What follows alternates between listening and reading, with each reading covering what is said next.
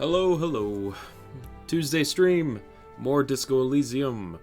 Last stream we ended off with about, I don't know, 5 hours left in the second day. So, we're gonna finish that off. And hopefully, we'll be able to start moving on with the narrative for Wednesday.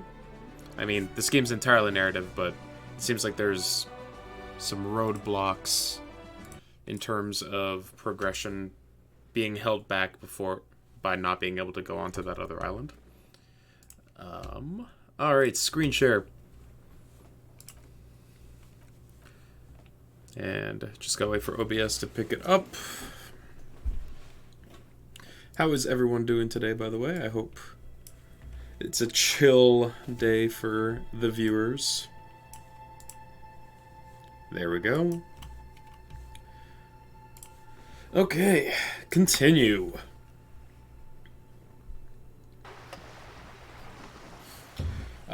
Right, we had just learned about some of the past of the world, so now it's time to expend the last option. What can I help you with?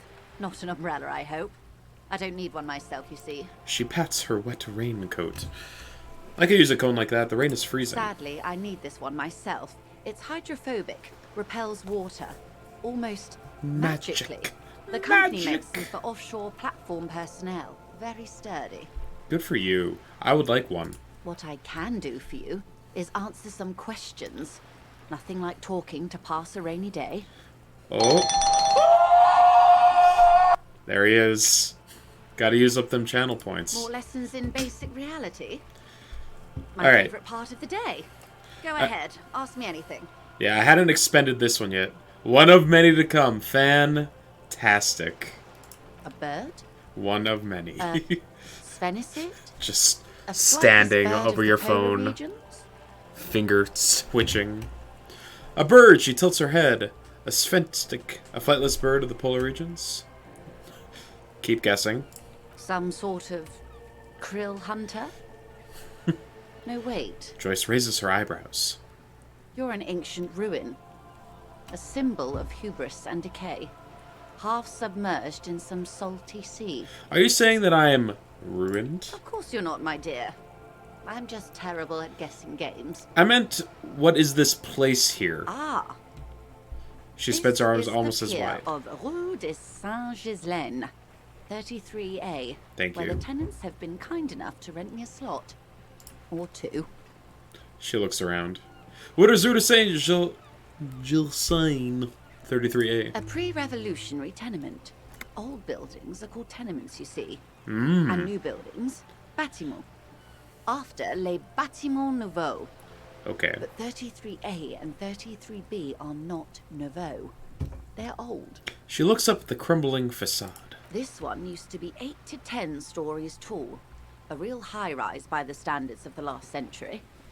Built to mirror the skyscrapers across the bay in the Delta. That was before the war, of course. And who lived in them? Mostly the urban middle class, I believe. This was once primo real estate, before the cannons lopped 4 or 5 stories off. Splat, splat. From a dilapidated balcony, Cindy the Skull gives Joyce the evil eye, her red paintbrush held to her throat. You cannot hear us, Cindy. There's no way. You could be wrong. But from here, it appears as if she's running the brush across her throat in a soaring motion. Okay. Wonderful. I agree, Joyce. What is that? Point to Cindy the Skull. Hey! What the hell's that? The girl in the old lady rags. Yeah. Looks like a sullen and rebellious member of a teen infraculture. Infraculture? Yes. You and I belong to the supraculture. Uh-huh. We're common, the herd. The music on the radio, the food in the chain restaurant, those are all too popular for the girl in the old lady rags. She prefers a fantasy world, an infraculture with its own dress code and vernacular. It is an illusion, I'm afraid. There is no refuge from the supraculture. Okay. Now explain the same thing, but if I were like, stupid, Young people who dye their hair funny colors and wear old people's clothes are stupid, and their little rebellion is self-defeating. Ah, gotcha. You don't like people who do not conform to the All social right. standards. What next? She pauses to take a long, leisurely sip of tea. Wait, she's been nursing a cup of tea this entire time? Oh, God. Suddenly, you're not so sure you're part of the supraculture. I think I may be a part of the infoculture. And what would that be? Disco? I can see that, yes. I dabbled in those dark arts myself, not so long ago. She smiles I assure enigmatically. you, it was a thoroughly supracultural phenomenon. All permeating. Downright mandatory. Nothing infra about disco, baby. Your disco? Those days are long behind me. She looks inland with But sarcastic even in wistfulness. the early 30s, I would say I was more of a new girl. Disco was a minor, but still like Zooey enjoyable facet of Deschanel. the whole thing for me. I get it now. It all makes The sense. new, a cultural era, and the name of the decade it ravished, the 30s. It came out of post-revolutionary Rebachol. It was ultra-liberal. It involved lots of partying, as you might imagine, and champagne-colored everything. By the looks of it, that would have been when you came of age. Now, She raises her eyebrow at you. Sounds fun. I can't remember a single thing. Champagne, that doesn't sound like anything I'd be into. I'm straight edge. Well, I can't lie to this lady, I don't think. wasn't it Guillaume Le Million who said, if you can remember the new, you weren't there? Wait, Guillaume Le Million? I was just thinking about that guy. What happened to him? Ah, yes. She looks hesitant. This is not very central to reality. I is still it? want to know. I can't be 100% sure, but I believe he died due to complications from venereal disease. Which one? All of them. Are you sure he didn't die of autoerotic asphyxiation? You can't get a venereal disease from that, can you? So you're saying he didn't vanish in a puff of stardust? I'm afraid no. But then again, one can't be entirely sure. It's all part of his mystique. Ask someone else and you may get a more champagne-colored take. Anyway, what other basic facets of reality should we discuss? What is... Think of something close to you. Alright. It remains a mystery what you mean by this something close. This isn't about you. It's about reality. What is... Reach for something fundamental. It's impossible, they say. Unless I roll a 12. A strange coldness. I did comes not over roll a you 12. As you look at the world, the waves sway the sloop slowly. That's all. The doubt is fully formed. You've Alright. been of assistant. I'm out of here, Joyce. Nice chatting with you. Okay. See search a collar. Find way in the secret passage. Victim's tattoo. Alright, I think that's everything from the Monday checklist figured out. So now, let's work on the Tuesday stuff. The aging cryptozoologist has been out in the reeds for too long and his wife Lena is worried. Maybe you could find him. Oh, he's probably... I think we determined he was on the other side of the water lock. Prove your authority to Titus. Talk to Titus and establish authority in the Hardy Boy's eyes. Right, I can... I think because I talked to Everart at the end of last stream, I might be able to convince the Hardy Boys to talk to me a little bit. Maybe? I'm not hopeful about it. They very much did not seem to like me. Which I can't understand why. I'm quite the charmer. Maybe it's because I'm carrying around a bag of garbage. That can't be it. It's them that are wrong. Hold on, I think I know more about you as well. I've got nothing to say to you. Alright. Well, that makes things easy. You, Titus. Titus Hardy. Looks like the circus left town, but the clowns are still here. He doesn't look particularly happy to see me. Why ever not? Oh, look at that. Really, me and Everett talked. He promised you'd cooperate. Oh, so you went and talked to my mommy, and now she's making me play with you. He spits. Is that it, lawman? That's exactly it. And what's gonna happen if we don't? The little guy leans forward. You're gonna go and tell on us? Very mature guys. Everyone sent word, right? Why don't you push me some more and find out, gimp? Whew! Whew! I would never tell on someone. Yeah, I heard him. Now, fuck do you think I'm doing here? You'd have your ass handed to you if it wasn't for the boss man's word. The boss man's word. Let me state this very clearly, Capo. He clears his throat and declares. Hello, officer. I'm Titus Hardy, and these are my boys. Hardy boys. How may we assist you? God. Yeah, this guy's got a great voice, too. But having Everard back you up like that did seem to have some effect. Wow, look at that effect. I want to talk about the hanging again, please. Again. Just get the dead guy. No more questions. About fuck. Alright, well, I managed to increase my odds, but still not enough to make it likely. So, it's from authority. Do I have any ways to augment my authority?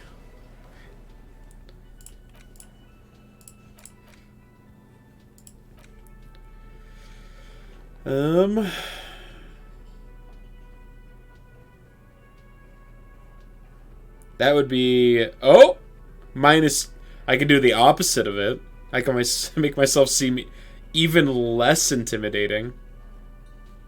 If that was possible. You were told to keep a low profile. I don't do karaoke, man. I'm too good. You? Oh, hello, dear. There you are again. So your husband is some kind of scientist? Oh, yes. A She says with a pinch of zoologist. pride. A crypto. It's really just a subfield of zoology, one specializing in animal species. that are Fake shown at animals, sea. gotcha. Searching for such species called cryptids is difficult and often thankless. And frankly, many scientists My name's are too Harry. lazy to do it. Universities these days are rarely interested in supporting real research. The quality of research at Revacholian universities has been on the decline, but you doubt there was ever a time when cryptozoology was embraced by the academic elite. Yeah, it sounds like he's studying made-up animals. Tell me more about this rare Oh, insect. sweetie, it's fascinating. She catches I herself. shouldn't bore you with entomological minutiae. No, I want to hear about this insect. Well, it's a phasmid, technically, but Ah yes, Phasmatodea, a diverse group of insects. Ghost whose insects. bodies resemble twigs, leaves, that sort of thing. Ghost insects. Gotcha. Colloquially. Oh yeah. Here comes the interesting. Hell yeah. where other phasmids imitate sticks or leaves, this one's a living reed. It disguises itself among the reeds here on the Insulindian coast. Hence, it's named the Insulindian phasmid. Perhaps you'll end up co-discovering it with us, officer. She looks you in the eye and nods thoughtfully. There's a touch of awe in the way she enunciates the creature's name. Does it have cool powers? Yes, it can blend in almost perfectly among the reeds. It's how it stayed hidden all these years. Centuries, even. What makes you think the phasmid is around here? Well, some teenagers making out in the reeds saw one. They didn't Uh-huh. know what it was, of course, but there was a brief article in a local newspaper about their encounter with a ghost insect that looks like the reeds. So- Gary sent us the clipping. I was just gonna ask the same thing. So you came all the way here because of a newspaper clipping? Of course, most phasmid sightings turn out to be false alarms, but their description matched the Insulindian phasmid perfectly. And they didn't even know what they were looking at. Enthusiasm has wiped the worry from her face. Her eyes sparkle behind her You glasses. seem very excited about this cryptid. I suppose I have something of a personal connection to the Insulindian phasmid. All scientists have their little hobby horses. Is it valuable? Oh, I doubt it. No one gets into cryptozoology for the money, sweetie. Okay, so is it dangerous? Not at all. Okay, so what's special about it? Dear. I'm afraid I'm not explaining this very well. It is very special. The woman's face flushes with embarrassment. This conversation reminds me very much of speaking with my sister, who is she works as a biologist with plant life, and she's like, yeah, we're looking for like this really rare type of moss, and I'm like, okay, so what's important about it? It's moss. And she's like, well, it's important. It's like, it's no different than any other moss except that it serves like a specific function in area. I get it, but at the same time I have a hard time feeling enthusiastic about moss. Morel can explain it all much better. I wish you could hear him describe it. Then you'd understand, I'm sure. Maybe you could convince her how to tell you about some cool cryptids. Yeah. Maybe? You're an No. enthusiastic idiot, but you're still an idiot. Thank you. I want to know everything about cryptids, living cryptids, extinct cryptids, marine cryptids, land cryptids. Bring it on! Sorry, sweetie. I can't get into that just now. Gart did say he could deliver a telegram for me earlier, and I should really notify our house sitter about our delay. I've turned her off. Oh no. She's Morel! making excuses. You're not interested enough to talk cryptids with. That hurt my morale. Okay. Okay. Have you come up with The man anything? ponders his Nope. You. Is there anything of relevance to say? Can I help you? No. Alright, so long, Gart. Okay. What's next on the list? Replace Lost Boule. Due to the confusion over the game, Renee and Gaston are playing you through one of their Pantique boules far in the sea. The shot was excellent, but now you owe them a boule. Or at least a similar looking metal sphere. Pawn shop, maybe? Let's check the pawn shop. I do have some stuff that I can sell there as well.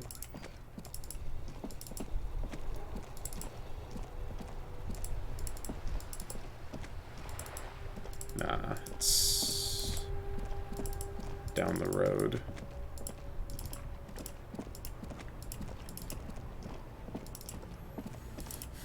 Oh.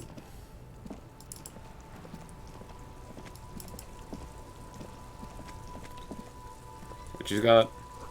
Scribble between the thighs of page 3 girl, the original disco. Ah, the origins of disco. What's that? The boomboxes on the shelf look well-loved and well-traveled.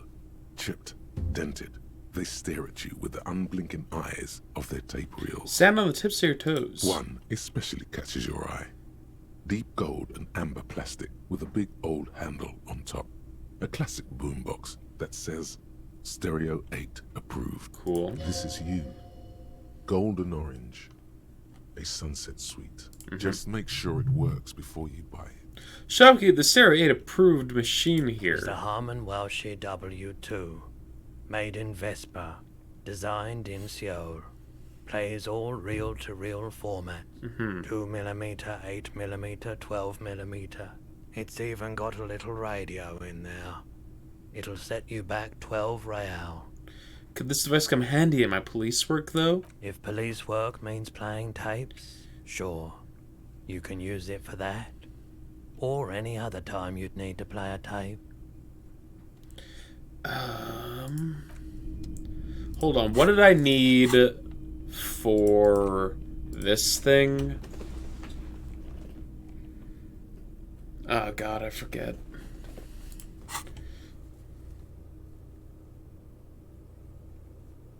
And it didn't appear as a task I need to do either. Interesting.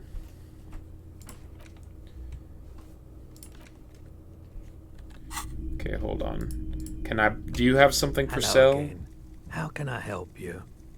Sure thing. Sure, man. You high? Feeling warm and enthralled by the movement of light. Fantastic. While the mind continues He is in to run fact forward. very high. Lucky bastard. He's probably on Parolidon. It's tough to come by on the street. Parolidon? What's that? A drug developed by the military to treat and prevent radiation sickness. It has psychedelic side effects, and it makes your eyes turn yellow. Ah, that's why he's got the glasses on. Is it just me or is it really warm in here? I try to keep the shop at a comfortable temperature. It's pretty obvious. Zavis, hey bud. Haven't played this but wanted to, so probably can't stick around for so I wanted to wish you a good stream. Thanks for swinging by, man. I appreciate that. I also understand not wanting to get spoiled to it. However, I will say that I think there's enough variance from playthrough to playthrough that it would be interesting to come back and watch it at a later point. Because there's a lot of diverging things inside of this game. But if you want to stay spoiler-free for the main story, I totally get it.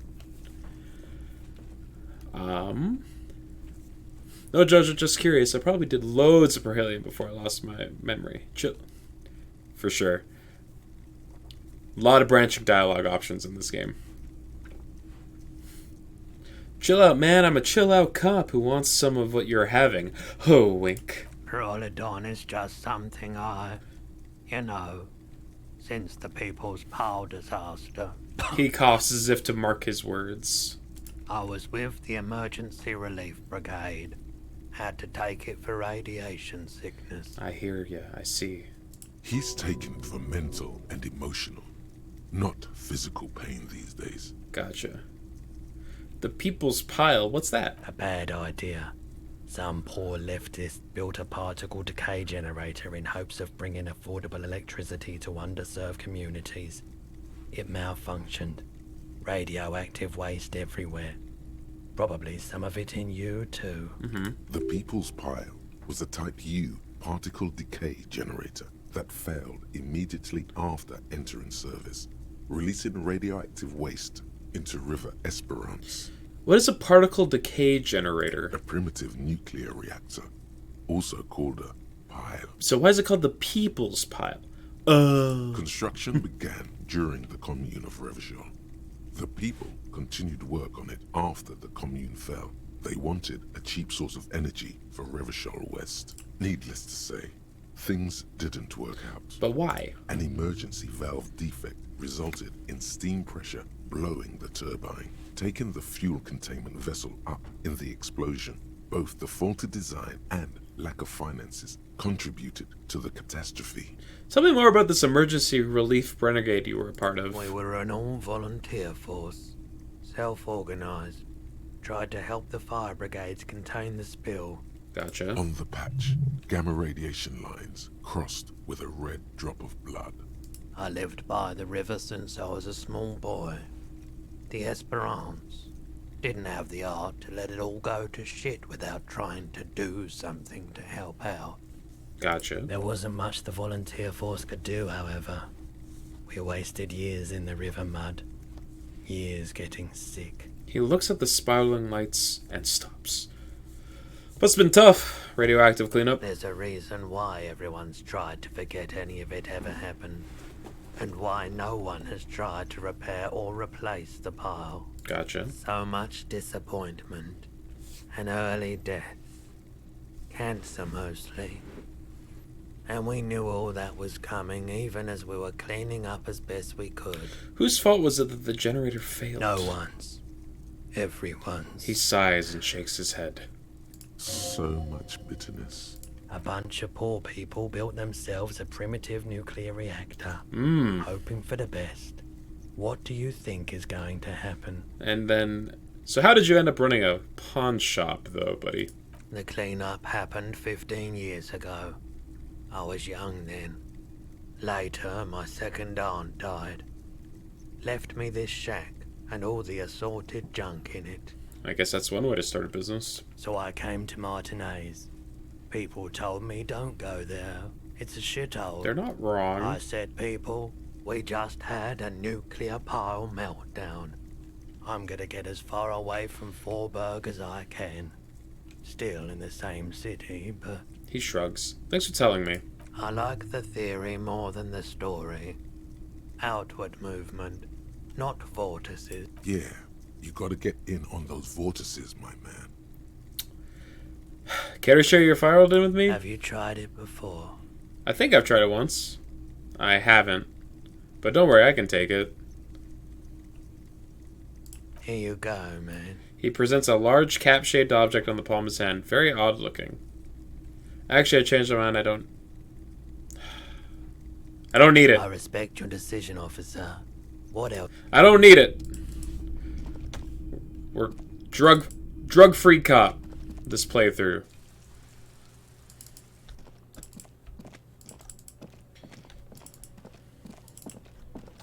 Even though it would probably help me with some checks later on, I'm a drug-free cop. The shine on these sunglasses lasts a lifetime, officer. 100% guaranteed. Shades of self-destruction. A Sure. man who knows his... We're gonna pick up some of this gear, just in case we need it. You keep coming back. That's good, officer. Keep browsing those clothes. Keep saving that economy. Saving the economy. What's this? You see two lowly, defeated speakers, thralls, slaves basically, perched atop them like conquerors surveying the land. Sneakers? A pair of found, durable wear sneakers, ultra serious. Isn't Fallen supposed... I've gotten the impression that Fallen's like a high-end brand, but these are probably I knockoffs. can see you've a taste for luxury, officer. Can't keep your eyes off those sneakers? I'm going to inspect A them. pair of found ultras. The design is impossibly sleek and simple. A futuristic silhouette with a sleek monochrome Okay. colorway, a jet black upper, and a silver-lined midsole. Those sneakers, mister. Those sneakers are the latest found sneakers. Super real. rare, super fine, super cool. Only 50 real. Very, very real. Only? That's mad. Found ultra. We're the future. You remember the slogan from some magazine.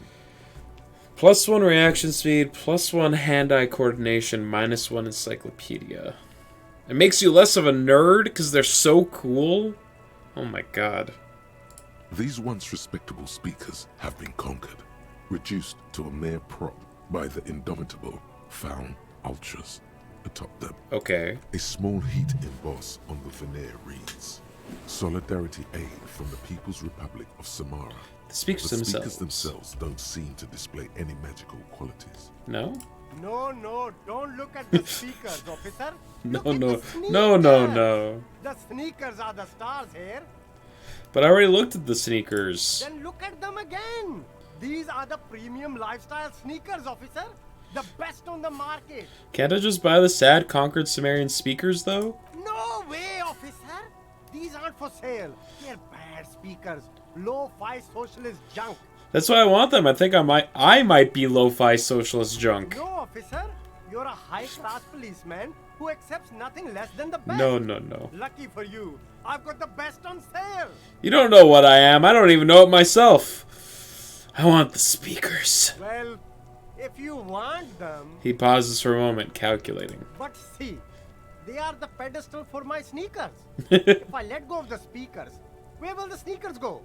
I can't leave premium lifestyle sneakers on the ground. He makes a good argument. If, on the other hand, you wanted to buy the sneakers too, I could maybe throw in the speakers for little extra. 50 cents? Damn. So you have to buy the sneakers first. Garbage. I don't want your $50 shoes, despite the fact that they make me very cool.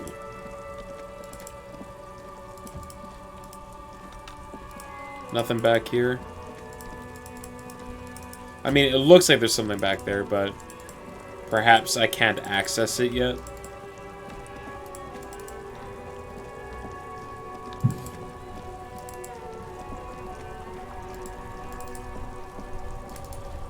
Let's see. I talked with you. You were cool.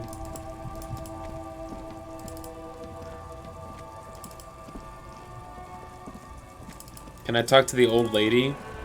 Now that Kim's not around? Because he was the one that stopped me before. The woman still has her eyes fixed on the photograph. Yeah, I'm gonna snap my fingers. Where am I? Who are you? Hey, it worked. Like a magician recalling a subject for hypnosis, you jolted her back to reality. I was actually hoping you could tell me that. Are you alright, ma'am? You were out. Never mind. She sighs. I remember now. I'm still stuck in that traffic jam in the 50s. She adds with contempt. Where else would you be? Back in Mecca, during the time of the revolution. A smile returns to her The face. sidewalks and cafes are filled with young people. I was on my way to see a new Boyadero picture starring Gabriel Buenguerro. Sounds dreamy. Until you came along, that is. The look she gives is accusatory. Who's Gabriel Buenguerro? This is Gabriel Buenguerro. She shows you the photograph in the lavish amber frame. I mean, I have to look. A strikingly handsome man looks straight at you. His head crowned with a wide brim hat. His hair is dark as an oil slick, and his jaw the most perfectly chiseled thing you've ever seen. I was right, he is dreamy. He was the biggest star of his day. Girls used to faint in the aisles of cinema whenever he came on the screen. And schoolboys used to memorize all of his lines. She leans back, savoring the world she's conjured up. In all likelihood, it's a world that's only ever existed in her mind. Sorry to interrupt your dreaming, ma'am. I wasn't dreaming. I was there, Loman. It was early spring, and the man behind the black sun had just come out. The posters were 20 meters tall. Everything was golden. Her eyes narrow and she appears to take your measure. While you, people, were tearing each other apart over your petty little revolution, in Meth, it was a golden age. Okay. The Republic of Mesk is a massive confederation on the Isola of Muindi, the world's largest state by territory. It's a petrostate, a constitutional monarchy, and, as of recently, an outcast due to its tilt to the far right. Gotcha. So I take it you were a Mensk when you were young. Someone was. She nods as though her meanings was perfectly clear. Are these not your memories? They are someone's memories, boy. She gets gruff What difference suddenly. does it make if it's me or not? What? They're beautiful. That is all that matters. Beautiful and true. And they will win. They're coming for this, you know? She looks All of around. Right. I have some other questions to you. Police questions. Why not, Harife? It's not like I have anything better to do in this hellhole. She settles back against the railing of the motor lorry. Behind her, mountains of memorabilia, photos, and knickknacks line the dashboard. There's something off about this woman. Tell her to show you the soles of her boots. Maybe she was at the hanging somehow. That's actually a decent idea. What are you hauling? Diamonds. What? Of course not. She says, grinning. But wouldn't it be marvelous if I was? Okay, but what are you really hauling? Whatever stupid things they put in the lorry, I imagine. So you don't know what you're hauling. I quit concerning myself with that a long time ago. Okay. Besides, I don't drive the lorry for the cargo, if you know what I mean. What if the cargo's contraband? Then it's contraband, Loman. What? Do you want to take an old woman in? Be my guest. Lock me away like Bad Hand Hermenegildo. I kind of like this woman's vibe, I'm not gonna lie. Bad Hand, Hermenegildos's bad hand, strangled 300 people. Oh, What okay. can I say?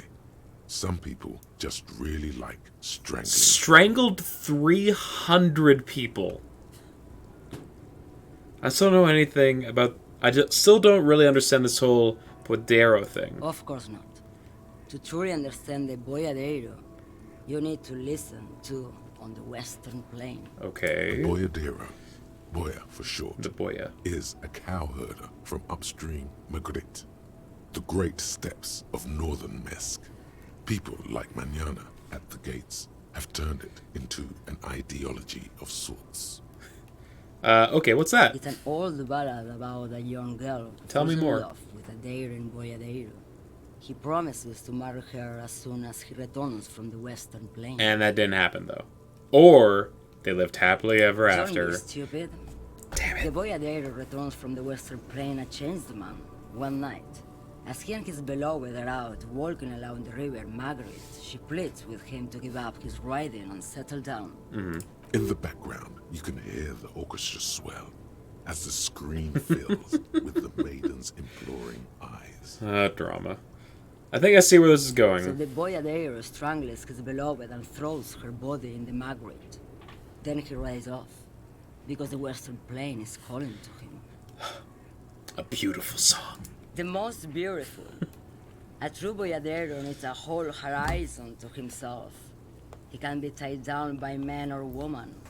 His beloved was selfish. She didn't know what it meant to love a boyadero. So this guy's like a Despacito, is kind of what I'm supposed to gather from this. Okay. Before I came, you seemed away? What do you mean? You were in a dream? Inactive? Turned off? Void of thought and expression? Yes? What about it? Should you drive a lorry if you're like that? Oh, don't worry about me. I'm one of the best camioners around. I drive routes no one else will. What routes? Lomonosov's Land, Udashnaya Zemlya, the Western Plain, She nods and closes her eyes again, letting her mind submerge. the Transcatolia Magistral. You for 1A. Adestradas du Mirador. All the good ones. The deep trenches. This grandma is so cool. She does, in fact, seem very cool. How you doing today, Bronco? Thanks for swinging by the stream. She opens her eyes again and shudders. I'm something of an expert in blacking out, by the way. You should take better care of yourself. You're right, Lowman. I'm the one who should take my health more seriously. Wow, Thank you for looking out for me. Wow, she read me like a book. Is that all you woke me up to say? Show me the soles of your boots. Now what do you want with an old woman's boots, Sheriff? It's important police business, ma'am. Please. Please. Please? She raises I her think you boots should slowly with admit that contempt. to Gabriel Buenguerro. You are not Gabriel. Gabriel doesn't say please. Clearly. Our caballeros from reality. A romanticized cowboy of old. Yeah. That's kind of what I was thinking. Also, first time chat, Infinite AM Radio. Thanks for swinging by. Fan of the game, I'm guessing. I'm gonna go leave you on lurk while I make some burritos. Totally fair. She's wearing sturdy worker's boots made of black leather. Buckles run across. The sole is also made of leather. So, am I supposed to infer that just passing through, detective? Fair enough. Just before Gabriel, it was the coronation of Franco Negro. Now, there was a real man. There is no aberration in the pattern you see. She puts her foot down. Cool, we can cross her off as a potential suspect. So I'm guessing these are supposed to be the analog for, like, Mexicans? Or Spanish people? Moreover, the boots were size 37. Tiny. There are too many discrepancies in all this. Mexican, I'm thinking. Another discrepancy, Hispanic in although culture, not yeah. Okay. related, is the coronation of His Innocence, Franco Negro, which happened 500 years ago. Wait, what do you mean it was the coronation of Franco Negro? It was. She And shrugs. then it was no more. And I was no longer holding my father's hand. He was no longer descending the stairs in Ryle. The crowd had gone silent. A mix of 5+ cultures in different amounts. Yeah, that's the impression I've kind of gotten here, where it's like, it's making a lot of analogies and comparisons with certain cultures, but not like you said, it's kind of like a mashing together of them, and it's very cool. The writing in this game has done nothing but impress me in terms of how it's been handling a lot of these like social, like the building of its cultures and its societies. It's Have you spent time with the final boss of racism? Do you mean Measurehead? Perhaps Is that the one you're referring to? Came and woke me up, looking at my boots, asking questions, or perhaps it was one of the others in this carnival. I don't remember. Ham sandwich. Let me tell you, the first time he called me ham sandwich, I was like, wow, that's a power move. Calling someone a ham sandwich, I don't understand why. And then he explained it. I was like, oh no.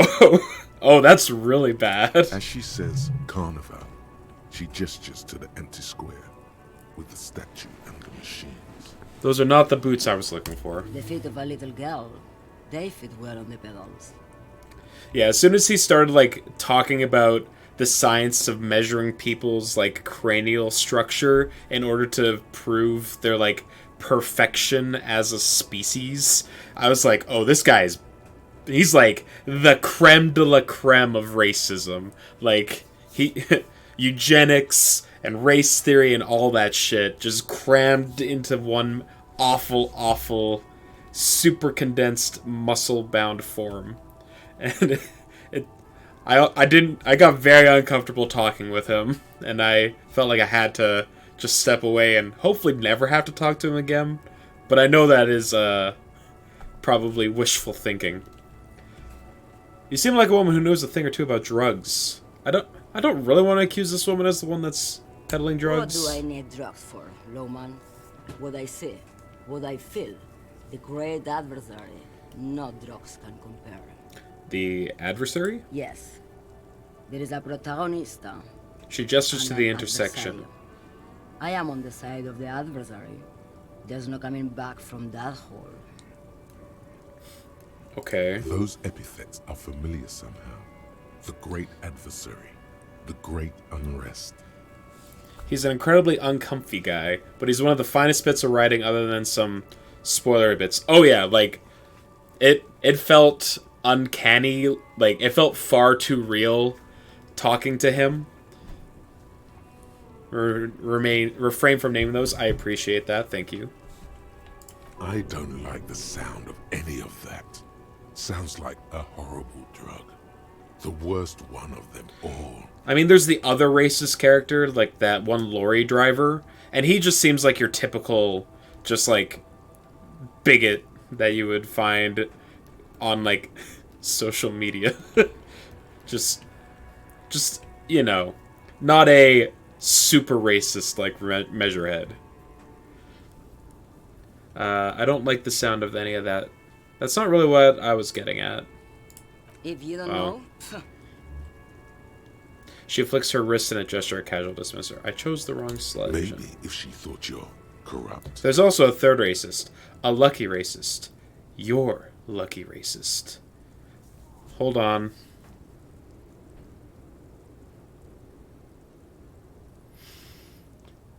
Lucky racist. I've heard that term thrown in this game already, but I can't place it.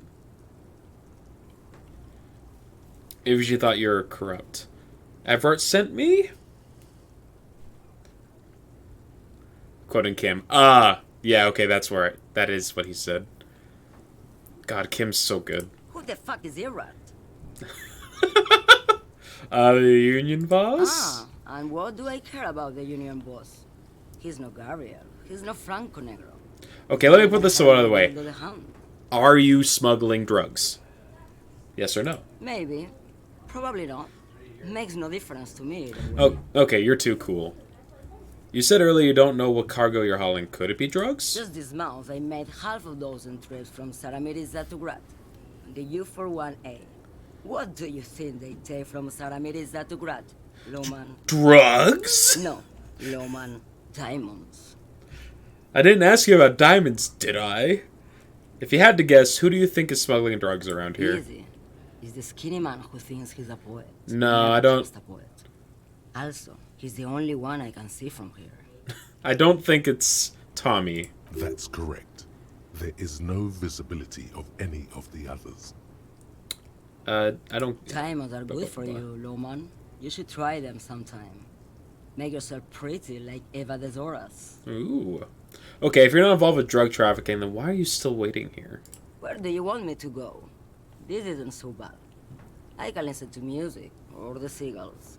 Look at all the colors and the features of this world. It's a good palate cleanser, this jamboree.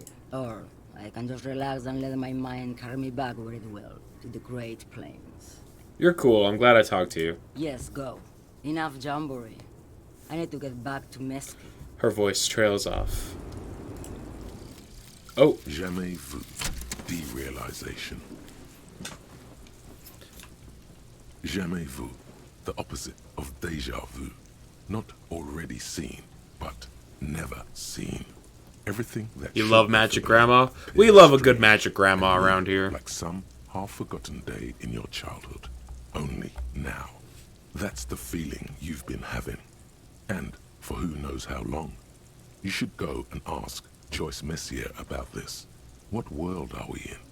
This is a fundamental question. Oh, okay.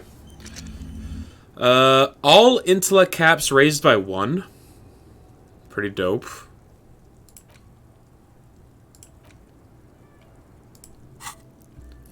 Thing is, I haven't put, like, any skill points into these. Okay, hold on. What do I want to try and do? There's the backyard wall. Joyce.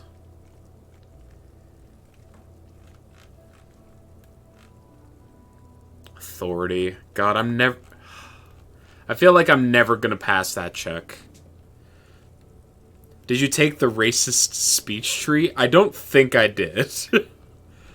I'm pretty positive I didn't. Oh, thanks for the follow, Infinite AM Radio. Much appreciated, my dude.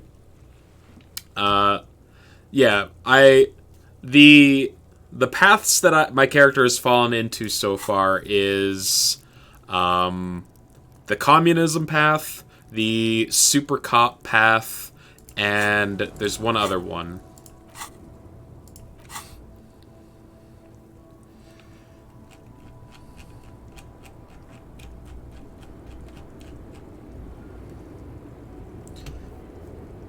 There was one that was going off in the air. Nice to find you.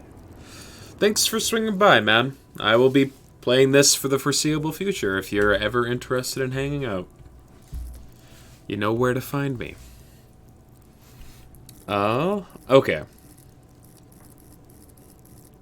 Is authority... there's just no way that I'm ever going to get authority to a point where it's relevant for me.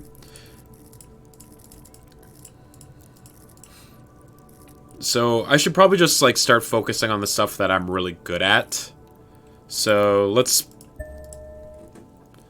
just bump up our conceptualization a bunch.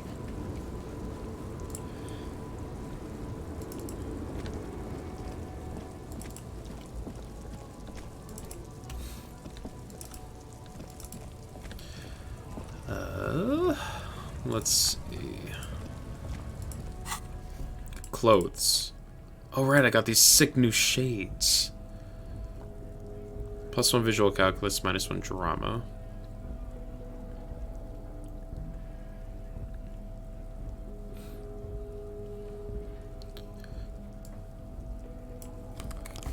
Let's put on these cool shades. You can't really see them because of my hat, but you know they're there. Okay. I did not find a boule. Also, yeah, let's see. Apparently I've given 19 communist-leaning answers. Though, to be fair, once I started that path, I decided to lean into it, so there's that. Good cop, bad cop, honor. Superstar cop, apocalypse cop, sorry cop, boring cop. I'm kind of middling with all of my answers, as it turns out.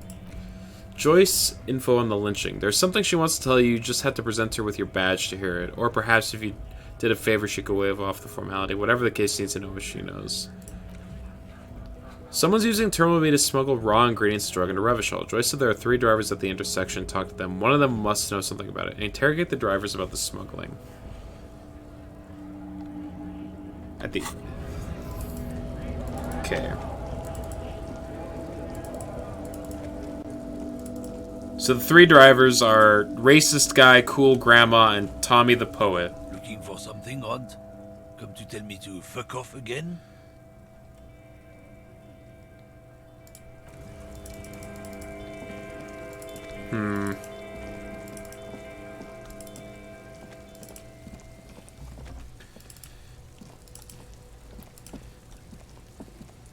Stuck in the rain in a traffic jam, man.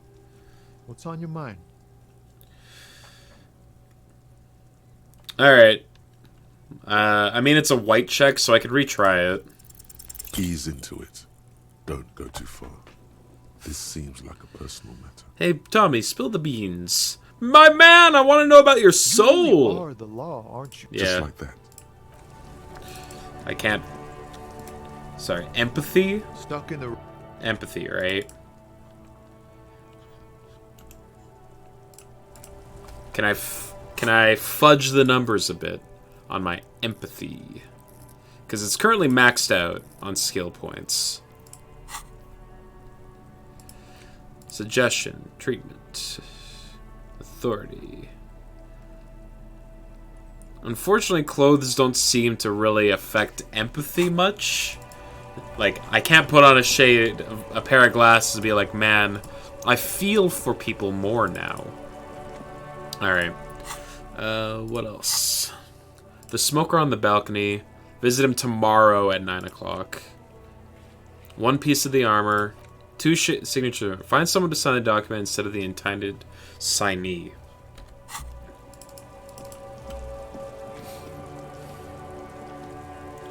Huh. Alright, who can I convince to do me a favor? You, random lady. What are you doing? Looking for something to read. She reverts her attention to worn up paper. Good, good. It is. I'm a I policeman. know you are. Good then. Mm-hmm. She reverts her attention. Do you need any help of a policeman? What with? She tries hard to focus the book. Watch her browse books. Her hands move over the book covers. The tips of her fingers look rough, stained with yellow. It's another comrade. Years of labor are pressing down on her shoulders. She deserves a hug for all the work she's done for mankind. Should I give this random lady on the street a hug? Fuck it, I'm going for it. Step in and close your arms around this foreign body, wandering astray in touch. There's a small movement beneath your hands as you shut your eyes. Then a tiny voice breaks out. What is happening? I'm giving you a hug. She seems to be confused. Your hands are wrapped around her polyester coat. The fabric feels cold, moist from the sea nearby. Uh-huh. Should I keep... No. It's weird if you hug for too long. She steps back and returns her attention to books, pretending this hug didn't happen. It's true love. She just goes back. She's unbreakable. Okay. She seems Keep hugging. The situation is oddly intimate. Your cheek is pressed against her shoulder. Her hand is trapped between your chest. 5 seconds pass, and their passing seems so unimaginably long. Then she coughs and says, What are you doing, officer? "Less talk, more feeling. Keep your eyes closed. Soak in the closeness. See what the feeling entails." I'm fighting for the working class. Fighting for it how? She hasn't let go of your embrace yet. Hug by hug. Oh. There's a strange sensation as a woman strengthens her grip. She's hugging me back! I guess it's better than nothing. Keep fighting on, my fellow comrade. Then she breaks up the hug, her cheeks flushed. Is there anything else I can help you with?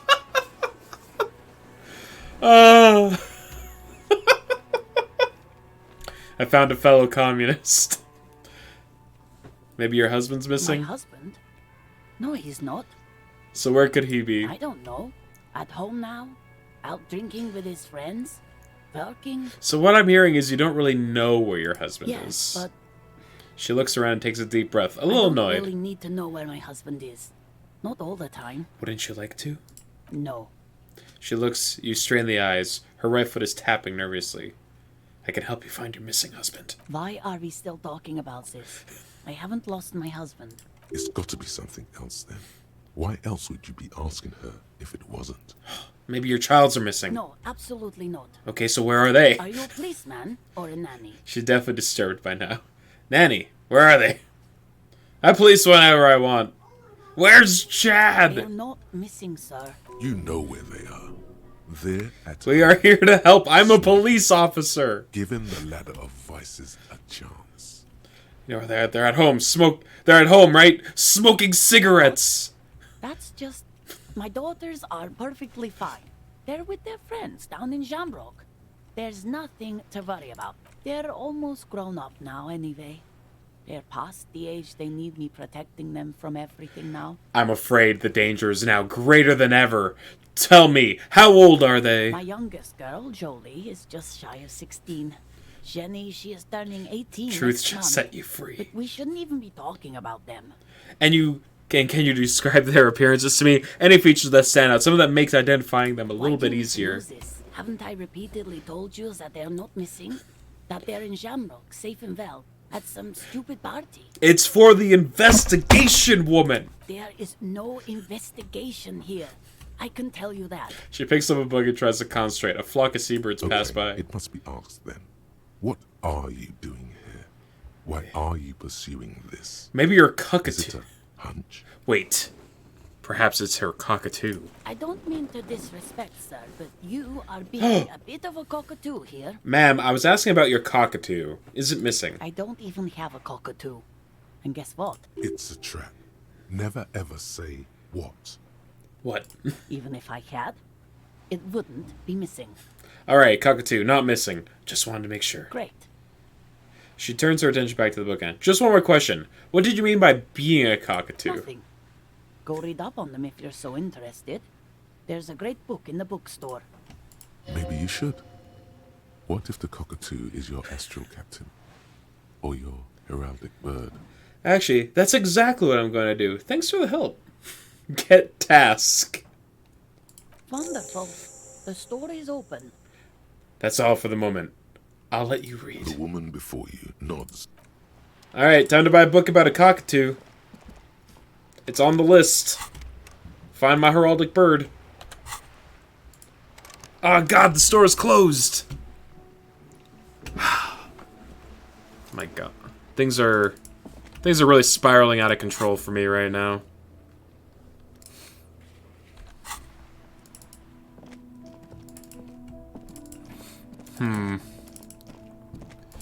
Okay.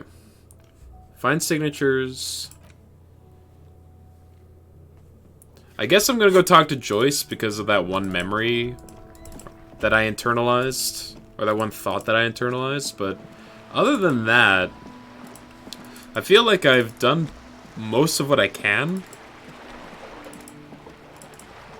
For this day, at least. So, might have to turn in for the evening.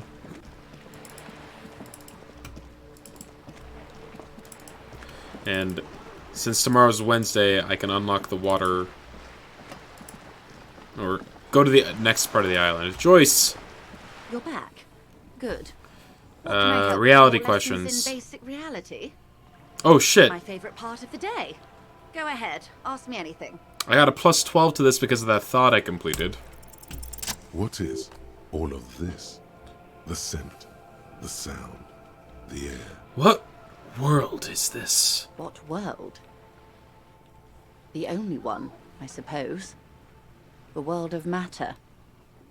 And its pale antipode. The camera of her mind glides over the surface of the water. What do you see? Great bodies of water. Forest-covered surfaces. Clusters of light where the cities lie. You've seen the montage. We all have. This world is enough. She concludes. I feel like my character is just like gets to be more unhinged when Kim's not around to rein me in, which is probably a dangerous thing. There is a term of endearment they coined for it in the DeLorean century, when humanity was high on this world, discovering more and more of it, these archipelagos included. What is it? Elysium. Oh, man, the fact you're on Tuesday and you've seen so much, forgot about the dead body, all day Monday, and just walked around Tuesday. Ha! Tuesday was a recovery day. Yeah, I feel like I've progressed forward enough on most of the paths that I can just start moving on to the next day. A term of hatred that originates, like many such things, with the Mesk petro-fascists. I don't feel like I've got the whole picture yet. Oh, you want a picture of the world?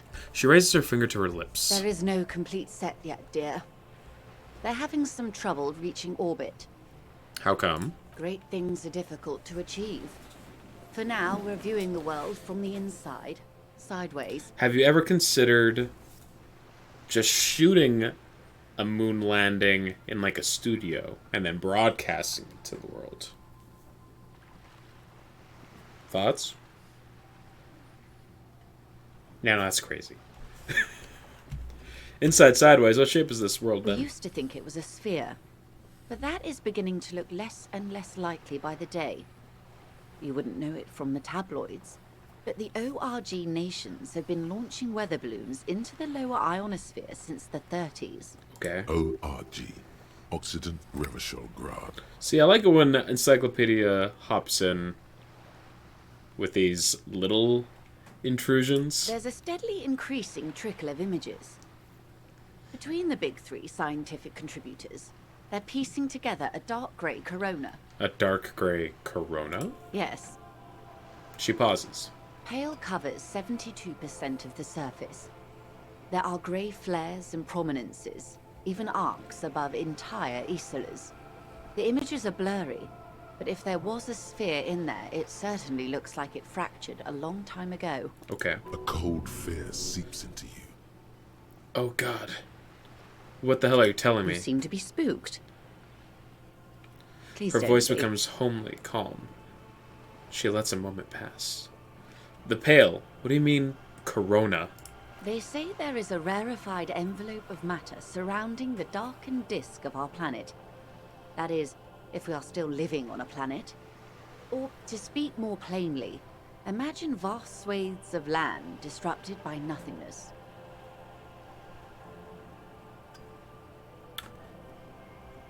Is this like a flat universe theory? I am sorry, dear. It must sound quite terrifying through the acute encephalopathy. Even scientific positivism isn't entirely convinced about what we're dealing with here. But this is one of the greatest questions of our time. Maybe when they get the complete set together, it will jolt us out of our rut, bring us together. However naive it may sound. Okay, then everything will be okay? I don't know about things of that scale. My expertise lies in nations and trade routes, one or several layers below everything. Uh-huh. But yes, we'll be fine. Don't worry. Gotcha. She does not seem convinced that you'll be fine. If anything, she's realizing how deep your condition runs. Thanks, okay. You may have misimagined it. I don't have the power to convey to you the effect and geometry of the images that depict our world from below low orbit. It's like the crowning of the world. It's insane. Very disco. Well, if you say love it's disco... See? Everyone finds something worth holding on to in this world, however wasted its opportunities. If it's disco... Suddenly, you're conscious of yourself standing there, on whatever this all is. Your arms hang down by your sides. What is pale? The pale is not, technically speaking, part of reality. Pardon? It is the opposite of Okay, reality. but what is it? You know, like a definition? Okay. She The concedes. pale is the most dominant geological feature of the world, Detective. The separative tissue between the islas. It is the inter-islary mass. Wait. And what is an isla? Isla is a Messinian word for a continent of matter, enveloped on all sides by the pale. Also, isolation, or landmass. We used to believe there was only one. In the last 4 centuries, we have discovered 7. Oh. Muindi, Seol, Samara, Ilmara, Grad, Katla, and this, Insulinde. And Insulinde An is... oceanic isla. It comprises mostly of water. Muindi is the largest, Katla the coldest, Insulinde the bluest. What can I say? Each is perishing and dear. Okay. Okay, what is the Pale like? Achromatic, odorless, featureless. The Excuse Pale me. is the enemy of matter and life. It is not like any other, or anything in the world. It is the transition state of being into nothingness. Okay. The negation of being. The negation That's of... right. The negation of being. She tightens her hood around her neck. It's cold outside. Is it here? What are its physical qualities? If we're surrounded by Pale, how do we go from Isola to Isola? Oh, it is so difficult for us. Her lungs deflate, her words sound like a sigh. It is possible to force dimensions on the Pale. In modern times, we can even compress its latitude, bouncing radio waves from one end to the other, shortening the path. Okay. But it is still hard for humans to navigate the Pale without getting lost. Or having our minds damaged. Is it here? No, detective. We're safe. It begins there, 6,000 kilometers to the north, and even more to the south, east, and west. You are in the middle of the Isla. As your gaze instinctively turns north, a small black pit opens up in your stomach. 6,000 kilometers from the end of the world? Yes. That is enough. Many cities are built much closer. And there? An uproar of matter, darling. Rising into the Pale. Rolling. Evaporating even. A great vision. The area of transition between the world and the Pale is called Porch Collapse. Okay. There's a lot to take in. Imagine a grey coronal mist, cold vapor, marked by spores of an opportunistic microorganism. A mold that's adapted to grow at the edge of the unrest. It's the most disco thing you will ever see. Does it have physical qualities? It's difficult to describe, or even measure. Something whose fundamental property is the suspension of properties.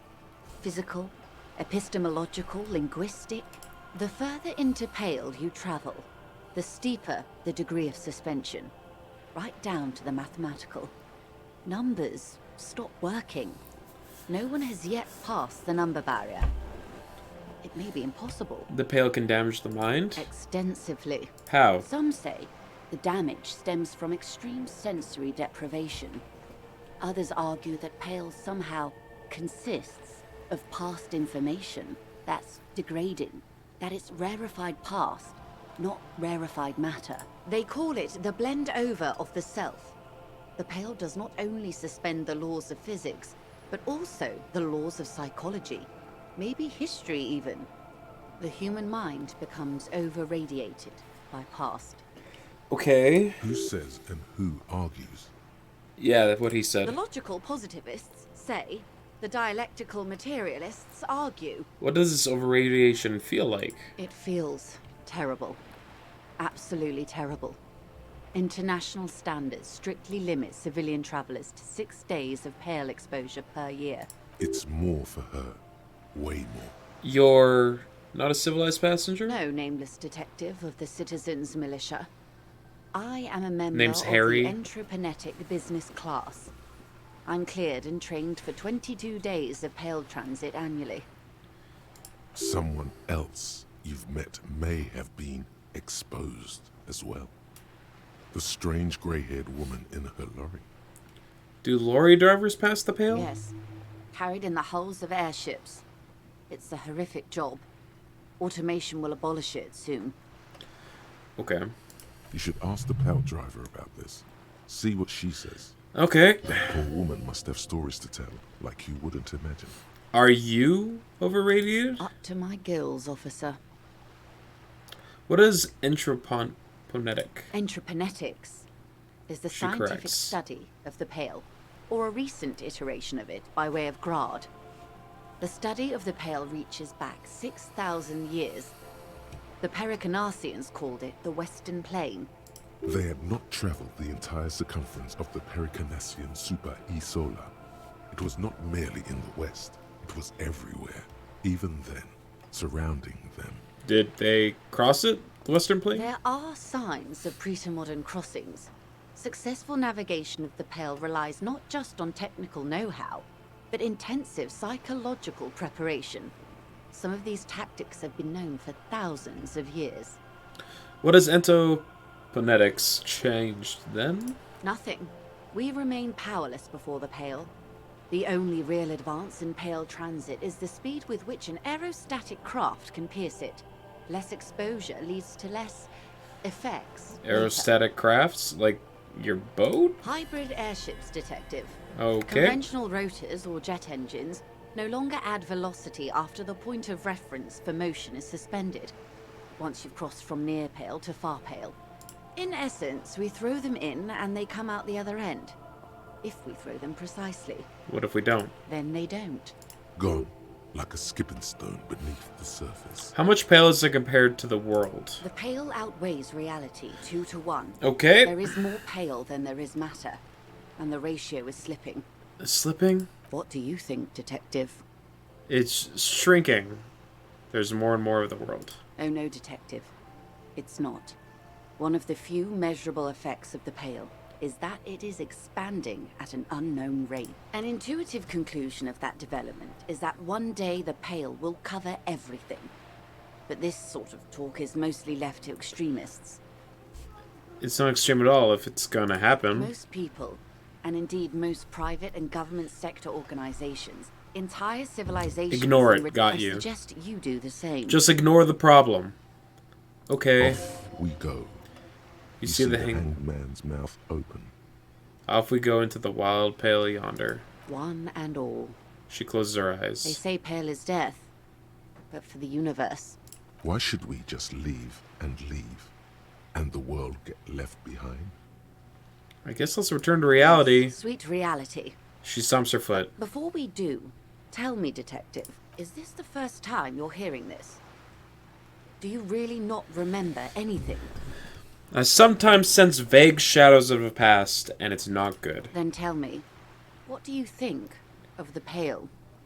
It will end all life. That we continue to resist at all is a treatment to our faith in one another.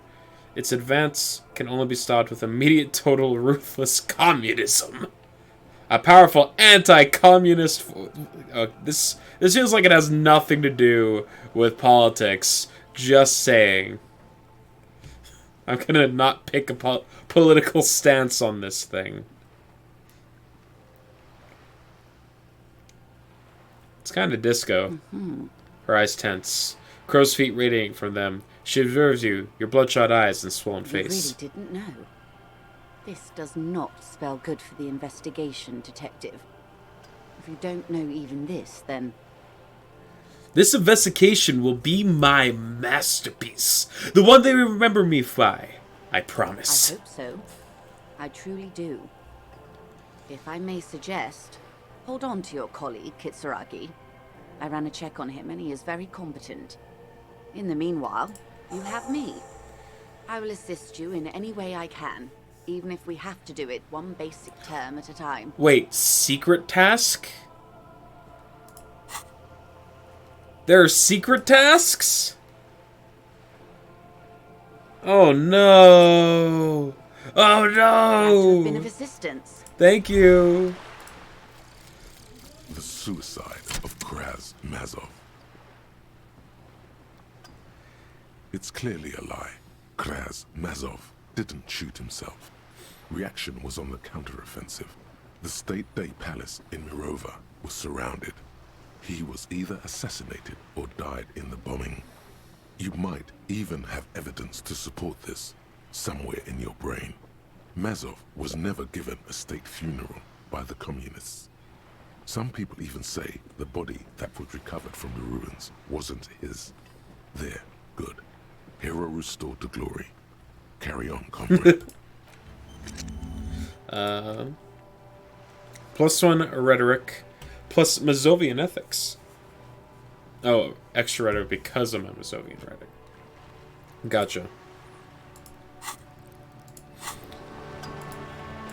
Alright, I guess we'll go talk to the Pale Lady again. Since apparently that we have unlocked some more dialogue options with her.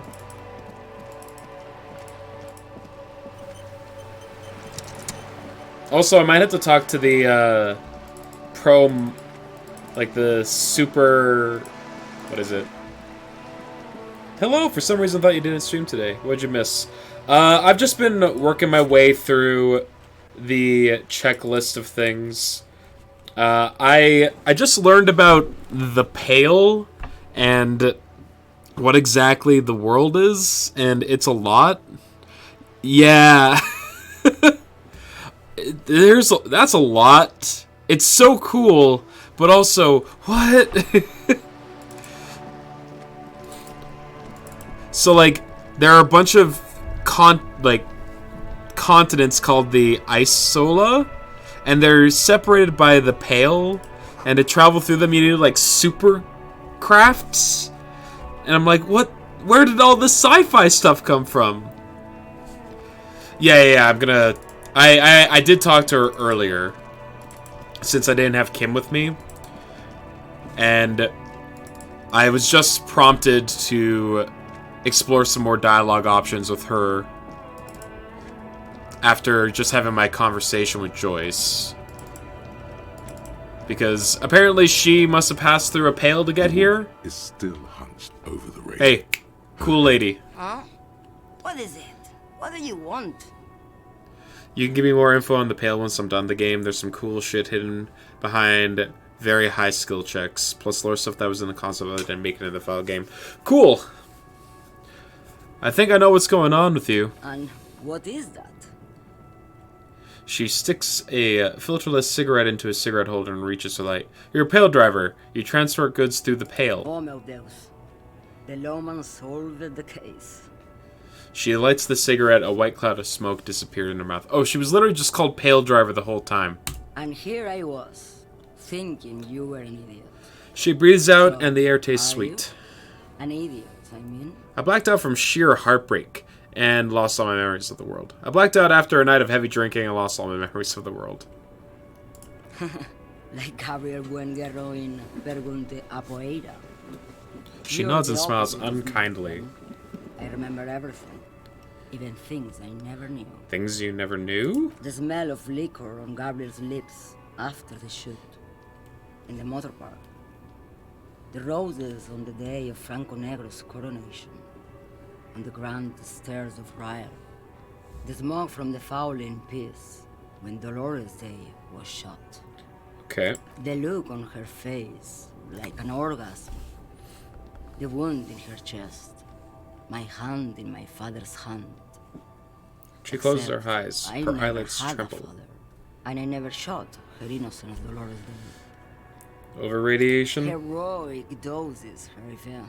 Heroic. Isn't that dangerous? Thought insertion, dithering, the Grad Catalan Magistral. She savors It's the more than lungful. dangerous. It's sad. But at first I had to make a living. Now, when you've seen it all go away like that, rolling off like the sea, and then come back to this. She gestures at the square, the broken horse monument, the clang of machines in the What distance. are we doing here? For thousands of years, Gabriel. It doesn't have to be like this. We can just give up. We can just become a vapor. Okay, so like this Pale revelation is actually kind of blowing my mind a bit right now. Because it's like how big is this world and how much of it actually relates to what I need to do for the game. Like, did the writers of the game just create like an entire extra like system of things in this game just because they could? Okay, sorry, I'll continue. What are you doing here? For thousands of years, Gabrielle, it doesn't have to be like this. We can give up. So, like, her passing through the veil and, like, overdosing on the Pale has given her, like, other people's memories and stuff. They were working on world building Elysium for years before they made the game. Okay, okay. What does it feel like, the Pale? Like looking into the ocean at night, in the dark. And? You cannot see it, but you know it's there. And it's big, bigger than anything. Bigger than all the other things combined. What does it feel like? Nothing. Until it starts. When you are deep enough. Then, for me, it's like autumn. Dark, gray, and orange. The orange of street lights and the color of streets in the electric light. It smells like autumn too. It smells terrible. Continue. Nostalgia. Cooped up in the cabin, shaking. Terrible nostalgia. For yourself. For humans. It's too much to bear. She loves it. So how did you pass through it? In the belly of an airship, behind the steel window. Oh, she's stowed away. So you don't look straight into it. It's not advised to look into Not on the lorry then? No, the same one, a roller. They all are nowadays. Special wheels for connecting to the floor of the hold. She points to the machine, clumped up like toys. The wheels all small and round. Multi-axle trailers. One last thing. You said we can just become vapor? Yes. Okay. No elaboration. I would rather have what I have than what you have. I would rather have what you have than what I have. They say there is a point. One that I have not crossed. In the Pale, super deep. If you stray too far, of course, on the U41A, or in Lomonosov's land, where every step you take is one step further from home, no matter the direction. It's a point you cannot come back from. Your mind becomes so radiant with the past, there is a flip. She Instead flicks of the ash from her writing, cigarette. It erases memory, nearing some kind of indescribable finale. Maybe you've been down the motorway south. She looks at her cigarette. It's almost out. She has swallowed it hungrily. Then at you. The motorway south? It's a story as lone horsemen tell. Lone horsemen, Sheriff, not Pale drivers. Way beyond the established Pale that's lit by radio frequencies, where it goes silent and dark, and the process begins. Erasure, kilometer by kilometer, in any direction. The motorway south is a road you cannot come back from. What is at the end of the motorway south? No one knows what's at the end. She takes the cigarette I've out of only the cigarette reached holder and the extinguishes it. I've only felt it in the distance, when I was a child. She A goes child silent. Rowing on the lake. Her eyes close and her hands shake. Ma'am? Hosianna. A sigh escapes her lips, then silence as she stares within herself. There is nothing more to do now. She's far away. She is receding in the clutches of some indescribable scattered emotion. A child descending. Okay. All right. Metronome, I'll give you a brief rundown of where I'm at. So last stream, we did a lot of stuff. We finished our inspection of the body, and then we started working our way through all the tasks. So this is stuff that I have left to do, and you caught the end of it? Yeah. And this is what I've done already. So I'm going to go through this and see if there's anything I'm missing or if I can just call it for the day. So track down my gun. There aren't any more leads on that at the moment. I need to find a sad song. I need to find a way into the secret passage, which is like the door inside of the cafeteria, inside of the whirling, yeah. Keep searching for the person that made the call. It wasn't the lady. Something about the tattoos. Don't really have any leads on that. Style my paperwork. I guess that's something I could do. Yeah, I got the time to do that, so I should probably do it. Who else has unauthorized access to the whirling trash? Find this person. You'll have to... It may take a while, okay? Track my badge, no leads on that. This we'll do tomorrow. This one I can't do because Kim left with the body. So I can't call back... Can't call Alice until Kim's car is back. Morel, I think, is on the other side of the waterlock. Talking to Titus, I feel like that's going to have to... I'm not going to be able to beat him with just my authority. At the moment, I need to find more ways to make that roll in my favor. Find a ball, because I threw Renee and Gaston's ball into the river. Because I didn't ask them what game they were playing. I was just trying to be cool.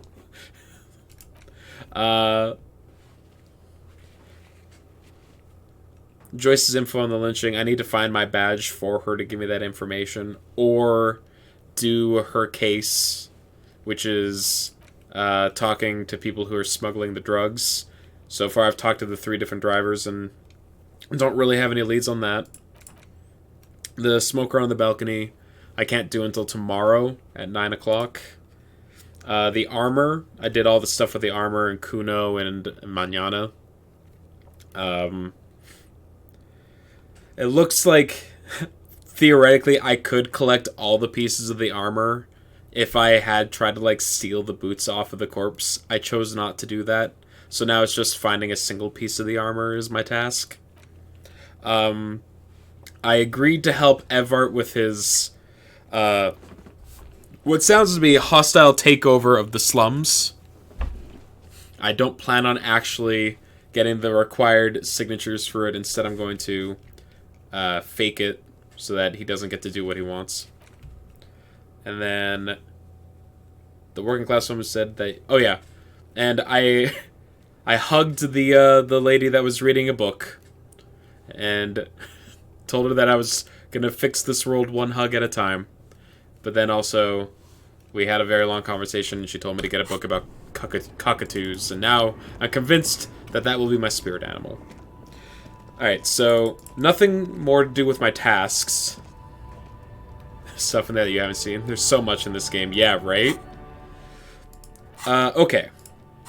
So, I guess of the tasks that I have, I can't really accomplish much else at the moment. So, let's do... Oh, I also found this apricot chewing gum wrapper that was just inside of these pair of jeans that I found.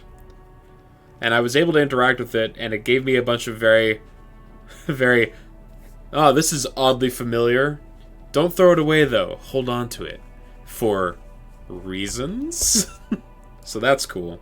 Alright. Damage ledger. It's the ledger you found in the trash. A cabbage of papers hanging from the board. Look at the clipboard. It's made of dark blue plastic, hard enough to beat someone to submission with.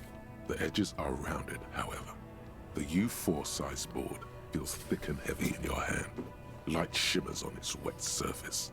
On the back, you see the embossed letters, RCM. Shake the ledger. Something rattles inside, ever so lightly. Is there a hidden compartment? Permeables. It's not hidden per se. The compartment is made for permeable materials that would get damaged if something happened to it. Let's take a look-see. The plastic shimmers like lapis lazuli, but it is not see-through. You cannot see to its center. How should I open it? With your hands. U4-sized pages hang from the clip, screwed to the top of the board.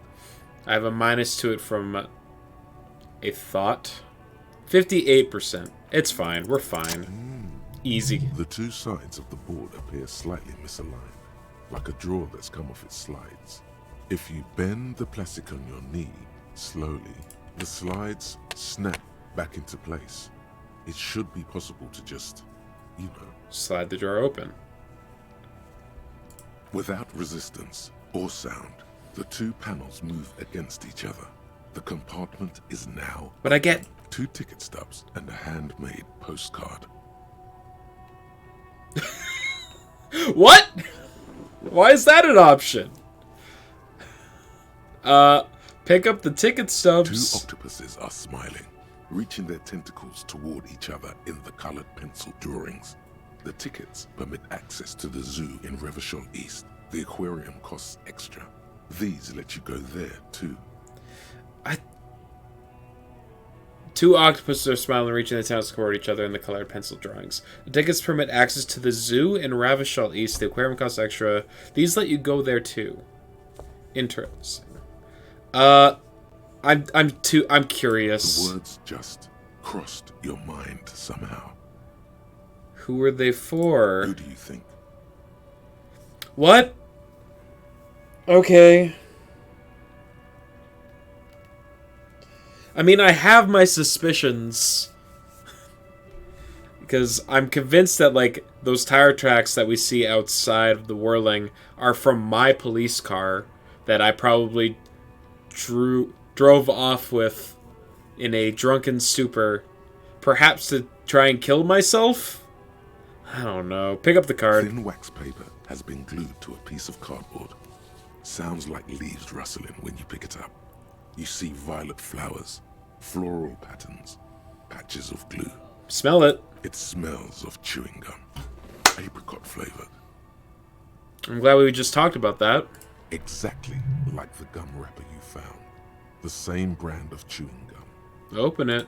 Familiar handwriting lines the inside of the card. Looped, round letters in a woman's hand. Is this from my wife? A young woman in her 20s. There is care, effort, and a smile. You think. Although that is not something you can read from someone's handwriting. Mm-hmm. Harry, it begins. You're already reading. I wanted to write you a letter so you can read it when you wake up. Maybe it will make you happy. Keep reading. Your hand shakes holding the card. Every morning when I step out and you're asleep behind me, it says, I find a little piece of sadness in me. I carry it in my chest, down Voyager Road. Okay. Every step I take, it grows. By the time I reach the fuel station, it has filled me entirely. I step onto the light rail and look back. Sparks fall from the bow collector. I know it will be like this until late afternoon, when I get off the 42 and walk back to you. Keep reading. You. Every step I take will get lighter. It almost makes me run. Sometimes I do. I can't believe I met you. I can't believe the happiness I feel with you. You have a vast, vast soul, and I will always, always, always come back to it. Kisses, kisses, kisses. You feel the air sucked out of your lungs and the blood sucked out of your head. Everything around you gets dark. Small white dots appear. Sparks fall like snow from the bow collector. A streetcar distancing. You feel the ledger slip from your hand. Fall sideways.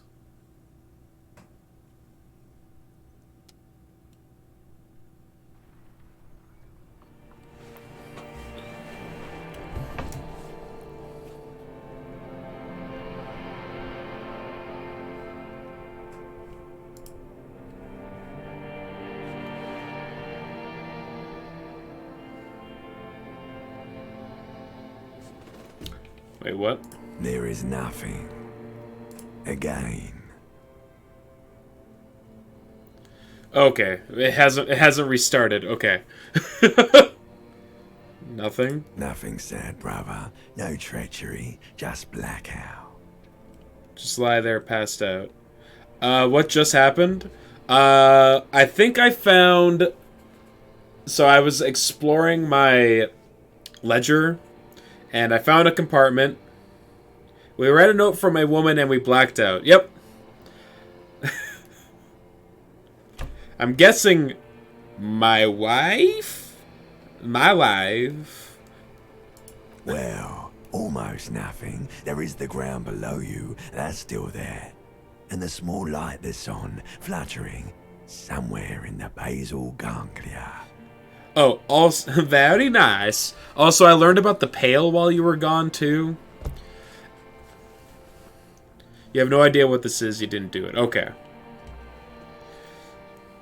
Yeah, I also found a chewing gum wrapper that apparently smells like the note that I found. That's me. Blue eyes, that's me. And who was that? Who was what? He speaks of the sickening longing, the unwell emotion. Even in the darkness, he's grasping for it. Still trying to hold on to the great sorrow slipping in the water. Slimy. Yeah, that's the stuff. Here in the paleo-mammalian cortex, we call it the shadow. Shadow. Because it's always there. Was that the X something? The Bloated corpse of the past resurfacing. No, it was beautiful. Beautiful. Believe me, stupid ape. Its lack of beauty was not the problem. Where's Voyager Road? There is no Voyager Road. There are no roads, no houses, no lights in the windows. It's all on pause. There was something about a bow collector too. Yeah, man. What was that about? Hey, I got another thought. Enough, just lie there, motionless. You think they would let you? Until you disintegrate into biomolecules? No. Someone is breathing on your face now, inspecting your pupils, stupid idiot. What is that? It's cold. Yes, they're pouring something on you. It's in you. And It's delicious. Glowing lights on a dashboard emerge out of nothingness. Kim! Where am I? In the upholstered cabin of Lieutenant Kitsuragi's motor carriage, seated in the driver's basket. The air is thick with leatherworks and heavy fuel oil. Cold water runs down your chin. I've summoned him back to my side. Drink. Water. Lieutenant's extending a small canister to your mouth. You're back! No drink. He raises the canister. I will drink. The water is cold, silvery. Free heal! The stuff of life itself, as it pours down your parched throat. The pounding in your head recedes. The darkness parts. Drink. He tilts the drunk canister. Water in 2 days. Did you know the human body is not made to survive on alcohol alone? You need a secondary form of hydration. I guess it's true that I have not eaten or drank anything in 2... No, that's not true. I had a piece of salami earlier today. Actually, beer and cider have loads of water in them. You know, in the Franco-Nigerian centuries, the quality of water was so bad it was sometimes more hygienic to drink beer. But these are not the Franco-Nigerian centuries. We are in the present. It is safe to sometimes drink water here. You know, I'm actually more of a magnesium-based life form now. That's just a drug addict myth. In reality, you're still comprised of dihydrogen oxide, which you must replenish to go on living. Alright, fine, I'll drink. With greedy gulps, you down half a liter of cold water. Some of it spills on the driver's seat. The lieutenant pays I no healed for heed 0. to it. What happened? I should ask you the same. I came in contact with the burnt-out ruins of the past, Lieutenant. There was a call on the shortwave. Officer passed out in Martinez. I had a feeling it would be you. I'm glad I got here in time. How long was I out? I don't know. It could have been quite a while. He looks you in the eye as if inspecting your mental state. I came in contact with the burnt-out ruins of the past, Lieutenant. It does sometimes happen. I got an item? Item gained Ledger of Failure and Hatred. Oh, good. It's not just my awful, ruined ledger. It's now my Ledger of Failure and Hatred. That does sometimes happen. He hands you the remains of your ledger. He replies with such understanding. It's as if the burnt-out ruins of the past were an occupational hazard. Athlete's foot for cops. I found this next to you. I'll tag along for the rest of the day, if you don't mind. My business is concluded anyway. Are you okay to go? Let's solve this case. Good. The Ledger of Failure and Hatred is a special item that can be used both as an interactable and a tool equipped in your held slot for skill bonuses. Find it under the Tools tab in your inventory. Gives me bonuses? Snow covers the white on blue police livery of the motor carriage. The white colors nearly meld together. Why am I even thinking about this? Do something important? Something murder-related? There's always something important. doesn't mean you can't take a moment to admire this piece of machinery. This is a Caprice Kanema, the Caprice Motor Corp's follow-up to the highly successful workhorse, Caprice 40, and the answer to the Lum's racing breed, Ferv series. Thank you, Encyclopedia. With its air-cooled, rear-mounted 12-cylinder compression ignition engine, driving the rear wheels through a 4-speed manual gearbox, the Kanema is able to reach 100 kilometers per hour in 13.5 seconds and go on to a top speed of 180 kilometers an hour. Even at a standstill, the unibody Caprice Kanema looks sleek and dynamic. The cabin is tilted frontward to give it a more aggressive hunt. Someone has waxed it recently. The machine really puts the loco back in locomotion. Very cool. The lieutenant smiles ever so slightly. What's packing in there? 130. I reckon that's a 7-liter V12 there. Man, that's got to be a major advancement. Just a couple. AR-18GU engine on the old Caprice 40.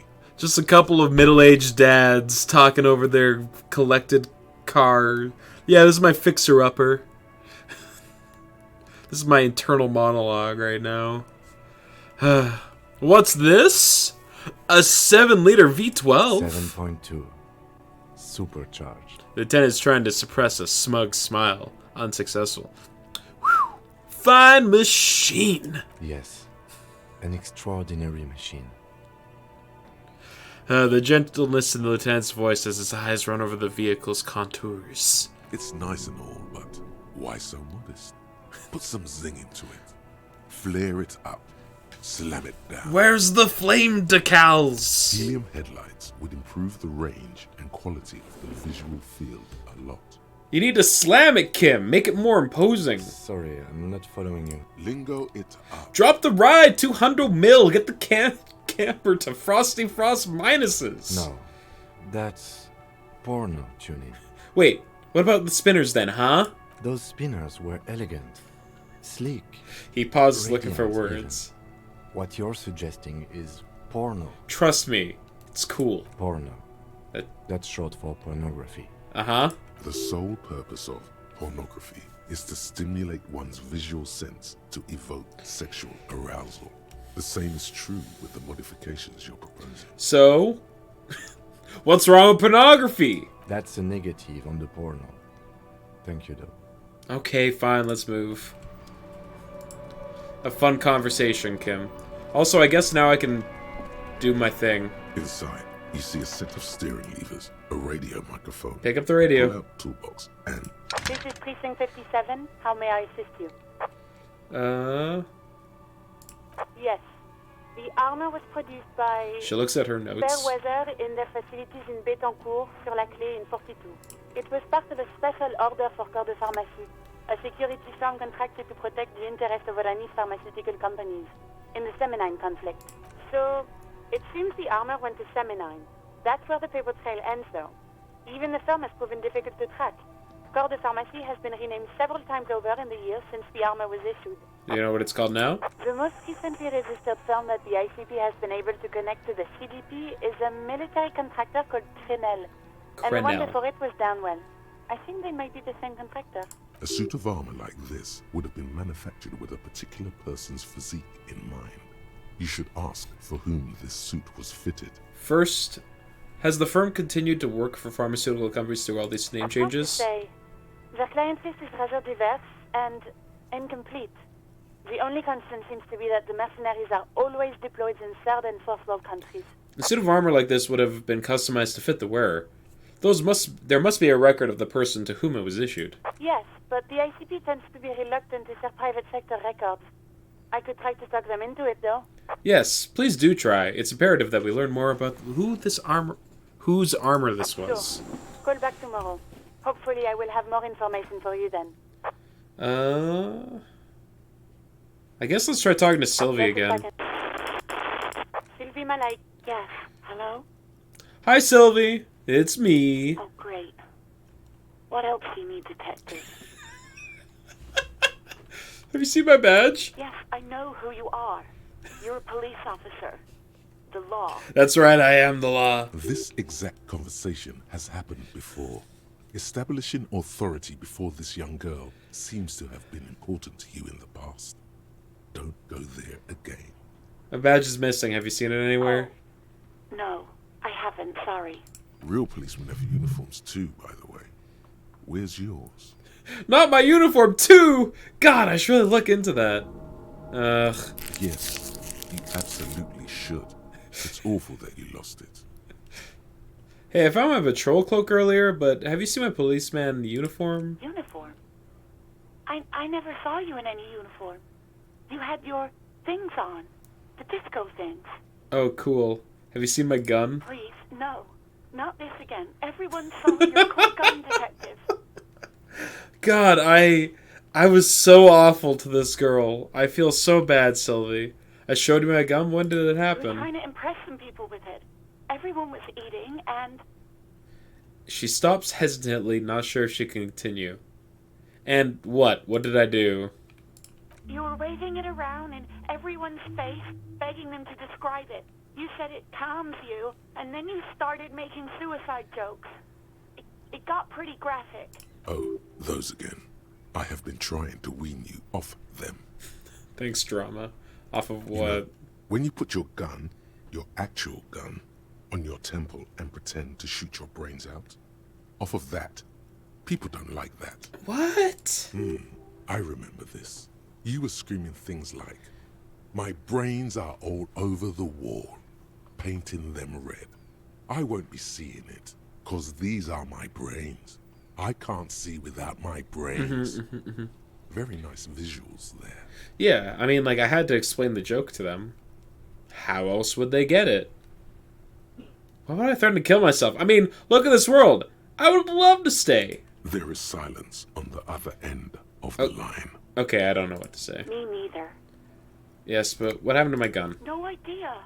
All I know is next you were waving around money instead, saying things like big bucks cannot lie and guns can't buy money, but money can always buy guns. And then I sold... I gave my gun to the pawn shop, right. It almost looked like you pawned it. But believe me, I did not ask. Yes, I did pawn it. That is true. Anything else I can help you with, officer? Do I want to talk to the 41st again? Why not? Right. Please hold. Alice is already tired of my shit. 10-4, come in. Firework, over. Very hesitant to say Firewalker. Alright, I'm gonna tell him I lost my gun. 10-4, I know, I already wrote it in a report, but it will stay on my desk for a few days. Over. Oh. Oh, okay. Roger that, 10-10, over and out. I did not, as it turned out, sneakily get past them. Tap on the fuel preheating As you gauge. tap on the gauge, the indicator pin jerks as if startled. It's in the small blue sector, indicating the engine is cold. Next to... No. That's enough fun with the foldable headlights. I know they are mesmerizing. They're also fragile. I'm not going to turn it on for you again. Okay. Alright. Tools. +2 Inland Empire. +1 Empathy. -2 Authority. Okay. Cool. I got this bottle of speed because I stole it from Kuno's dad. I've decided that conceptualization is where I'm going to try and dump my points so that I can figure out what's up with that one wall that I can inspect. I kind of want to know.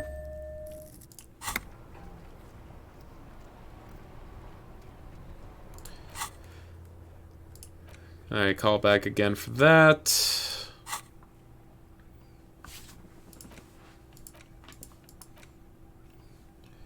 The roots of the RCM, all intellect caps increased. Can I... You know what, let's try and check out that wall. It is a really cool wall. I've bumped up my score a few times since then. Also, it's almost midnight. So probably close to time to call it a bed. Close to calling it to bed. Alright, wall. Just an ordinary wall. Nothing to see here. Oh? In the dimming light, some things become clearer. Cindy's artistic impulses are infectious. Because you see it, finally. This wall is sublime. Look at it. The shadows, the colors. Let the conceptual joy flow into your pupils and blossom into thoughts in your brain. All the other walls on all the other houses must make a pilgrimage in adoration of this, the uncontested pinnacle of wallcraft, color peeled from the very face of God. More! Oh, Wallfather. Oh, Wallfather. Kim! I must paint this wall! Add even more beauty to it! He sounds tired of it all. Cindy the Skull has all the necessary materials. Oh, Cindy. First, I know you're tired, Kim, but take another look at this wall. Draw nourishment from its beauty. Sure. The lieutenant looks up at the wall reluctantly, then back at you. I must talk to Cindy. Get the necessary materials for her help. He sighs, then adds to her tone note. Cindy! Cindy, are you still awake? You are! Cindy! Hello again, officers. Is that Have bed you in the come coal to room admire yours? My mural? Ooh. Not only have you found my address, you've discovered my biggest secret. I'm a coal miner. Don't you have a real home? Does anyone in a city like this? She replies wistfully, looking around. It's not the nicest place, but I guess I'll have to It do. doesn't have to do anything at all. Nothing does. She looks at the Like paint me. dripping on the wall. Right now, I'm... The inspiration will come to her once hell is set loose on the streets. Cool, I have other Shoot, questions. Piggy. I need some Is paint. it what for? I'm doing renovation. It's boring, but necessary. For my motor carriage, we're going undercover. For art. It's for art, okay? Well, if it's for art... But what kind of art are we talking about? To be honest, I haven't really thought of anything yet, but I'm sure I will. Grand art. Art deluxe. The artsiest. The most groundbreaking. Let me stop The... you right there, Piggy. You have no idea, do you? No idea. No brush? Fuck off. Cool, no brush then. Not a problem. You're about to cry internally, aren't you, Piggy? Oh, pathetic. Just give up. Art isn't for you. I'm very motivated right now, though. This is a one-time check? Conceptualization. Alright, hold on. Hold on. I have clothing for this. I think. Yes!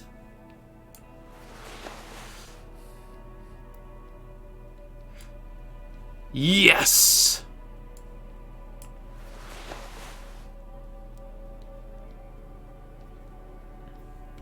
Alright. Hold on, I've put on a white jacket. Hello again, officers. Have you come to a... You don't have the skills to execute something like this in practice. But, oh boy, the idea's going to blow the fucking mind. I'm going to create a highly detailed skeleton of an ancient bird that went extinct 100 million years ago. Easy rolls. She squints her eyes. And then I'm going to paint it red using heavy fuel oil. And then I'm going to fucking light it on fire. On fire. Her lips move. It's the Phoenix, get it? What do you say? I say, sod off. You don't have the technical skills to do that. But I thought you'd like my idea. I like your idea. Should have thought of it myself. I don't need this kind of competition in my neighborhood. Damn, it was too strong. But Cindy, art is bigger than either of us. Get your brush from fucking art. Oops, my apologies. I guess I was trying too hard.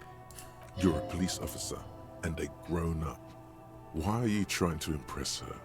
Maybe try a different approach, like climbing up there. Alright.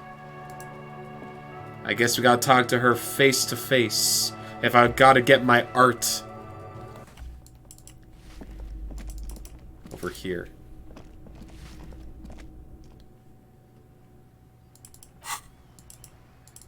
Cindy, please. Hello again, officers. I've got you cornered. To admire my mural.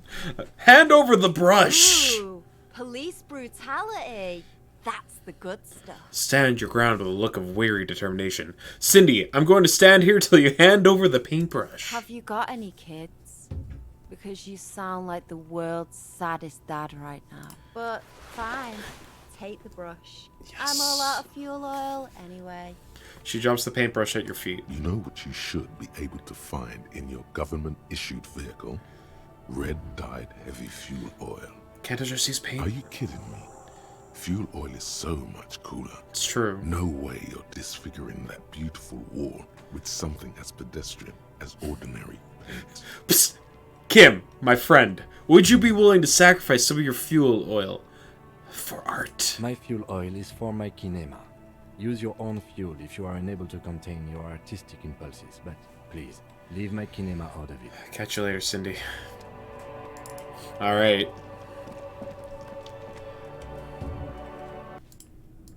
Brush acquired. Now I need to find my car.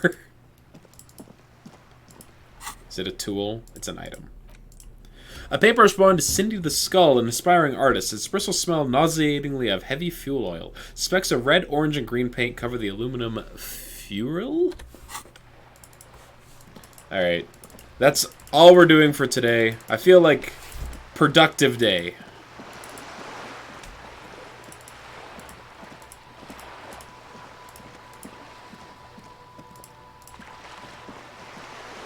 I've already done those, okay.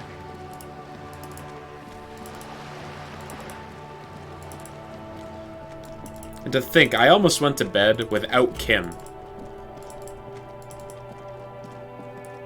Look through what, may I ask?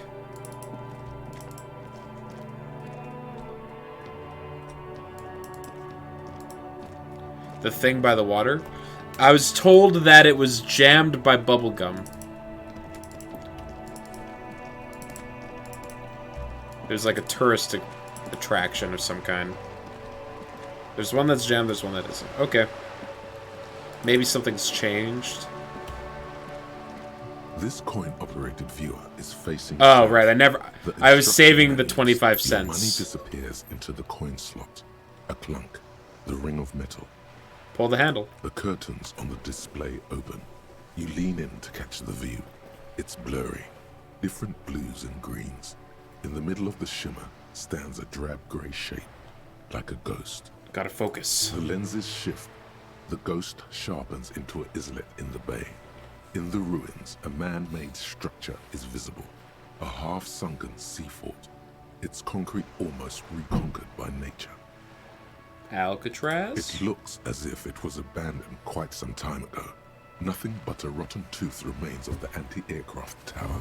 A lonely birch tree grows out of it. There's some ruins of some kind of building there. Really? I don't have the eyesight to make it out. The lieutenant takes off his glasses and cleans them. Okay. There's a building out there. Perhaps Joyce will let me use her yacht at some point. No, it's not actually a yacht. It's not that big.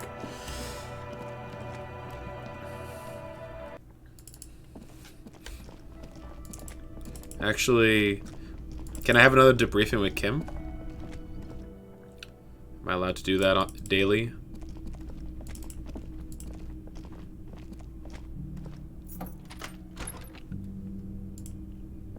Yes? Excuse me? Nothing, just You an have observation. A distinctive way of walking. If I were to walk in front of you, we would show... A moment passed. Cool. Alright. I guess it's not that. Alright, bed. Time to sleep. The bed is still cold from the broken window, and not too inviting. Go to sleep. The bed is still cold from the wind blowing in from the broken window. The mattress creaks as you close your eyes and try your hardest to fall asleep. Time to get talking to from the lizard Here voice. we are again, my broken bud. The waves are coming, carrying you away. But you can't go. No, you have to stay. Always half aware of yourself. Okay. You're not cooperating, brother man. Brother man. Why?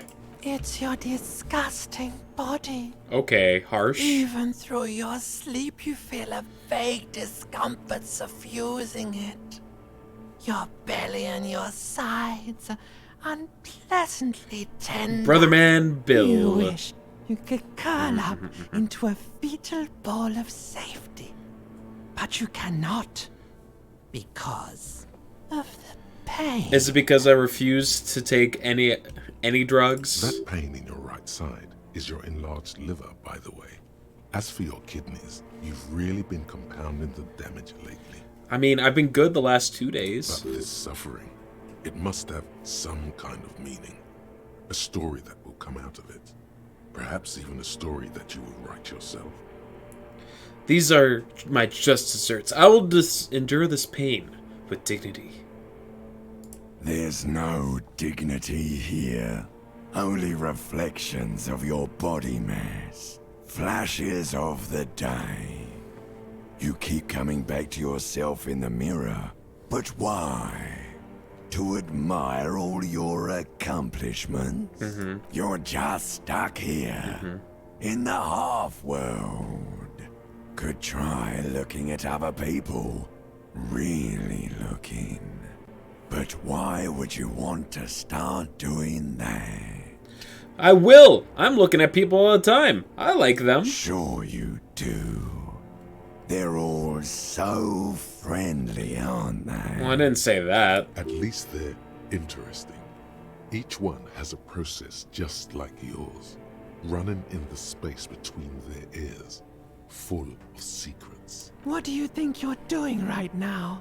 Coming to some greater awareness? Look at all these lights, blinking in and out of existence. Thoughts!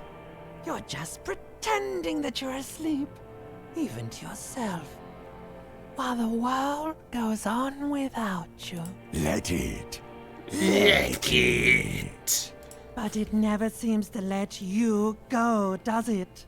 Time to rise and wipe that shining sweat off as best you can. Gather your bearings. Rock and roll. Open my eyes. Rock and roll. My morale has been healed. Can you get up, buddy? You can do it. Nice. Alright, we're gonna switch back out of these clothes. I don't need to be an artist anymore.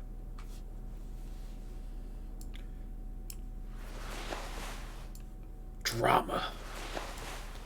Much better. Alright, mirror. A mirror hangs on the bathroom wall. In it, your face, adorned with the expression. Chain cutter. Okay, hold on.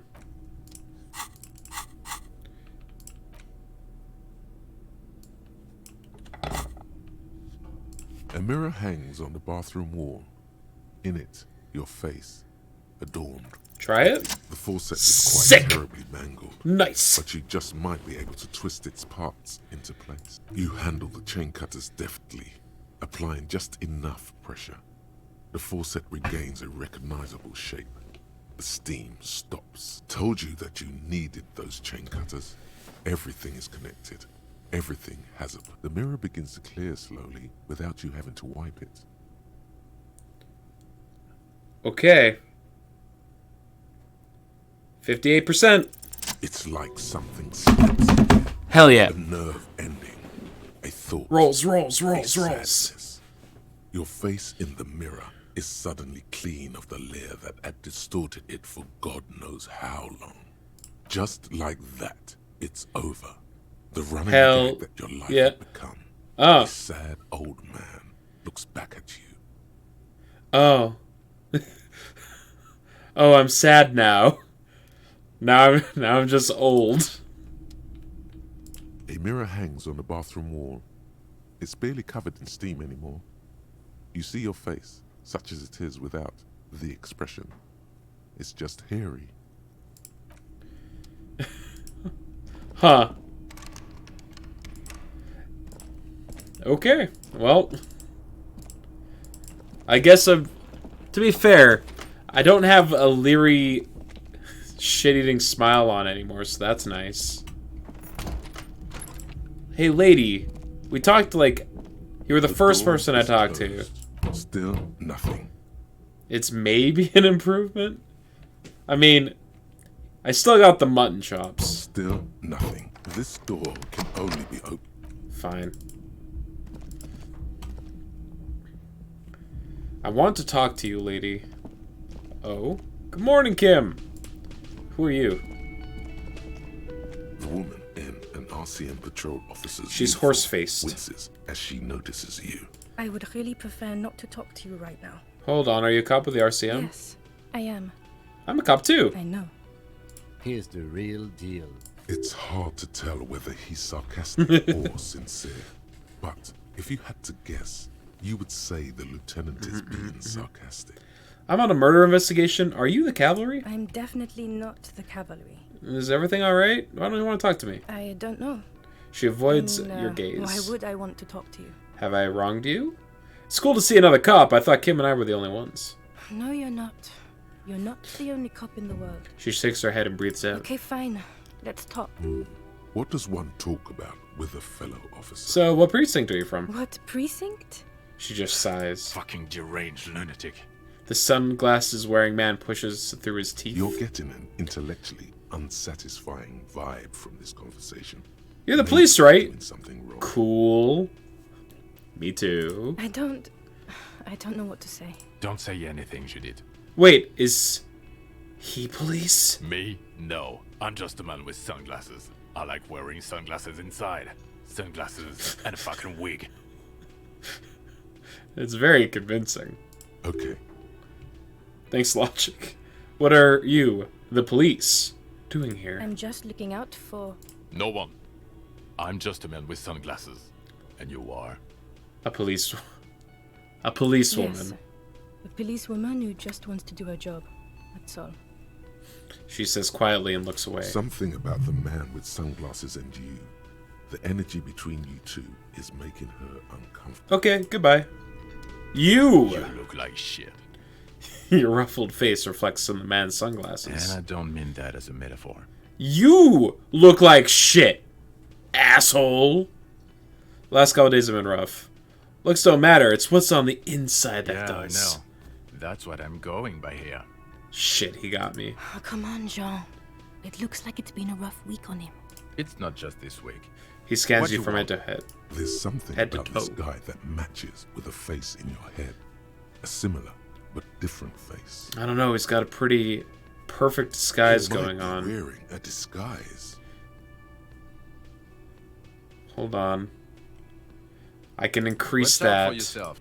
Loser. Wow. Cool, man. Esprit.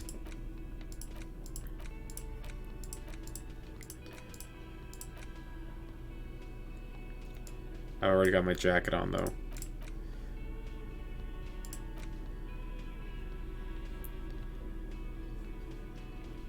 Okay, hold on.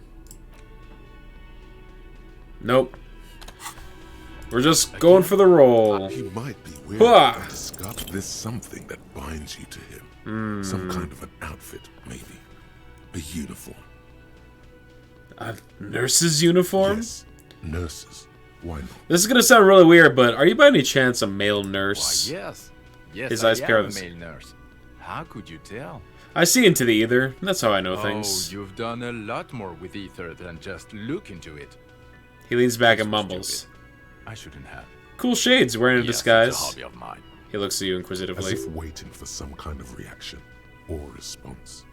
Something to click. It's not happening though. Kim, who is this guy? I'm not getting involved in this. Kim! Got some questions for you. I'm a cop. About what? You don't look like a cop. You know what you look like. A prophet? Not the prophet shit again. Now, will you answer some of my questions? He says calmly, then just keeps saying, but why not? Because it's not my job. Why don't you go and fucking do yours and solve this damn hanging? If you don't answer my questions, maybe you want to hear me say things? Actually, I don't want to hear you say things. Come on, Jean. Okay, say things. Time for me to say I want to hear you things. say things. Yes! Suddenly, out of nowhere, case-related things start popping up. Okay, I'm doing this investigation. A man is hanged. So, do you know who hanged him? Hey, why am I... Not yet. Yeah, I can see that. Why am I even telling you this? I don't know. Why are you? It gives me an odd look. It's like you felt it would be intellectually stimulating and would lead somewhere. Strange. Oh my god, there's more. You want something more? What is it? Okay, let's see ya. Tremble. The time is now. Taola.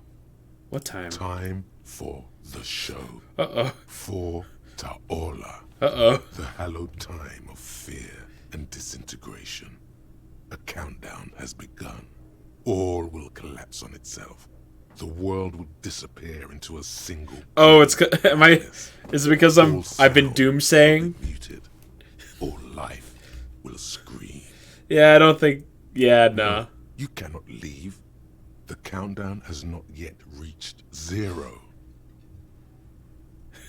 I managed to get most of the Kappa type offered. Wait. When did the countdown begin? Monday morning. The moment you arrived in this reality... Whoops. ...are the first crack in the sheer face of God. From you... This is because of the insane world ending I've been saying, isn't it? Yes. You spoke the words of the Palindropos and the houses of Pericarnassus. Oh yeah, I'm gonna opt out of this one. Okay. Yes. Maybe it is just... Yeah, nah. I'm gonna pass on that one, I think. Alright. It's Wednesday, my dude. Do conversations update Looks as the like day goes by? The circus left town, but the clowns are still here. I doubt it.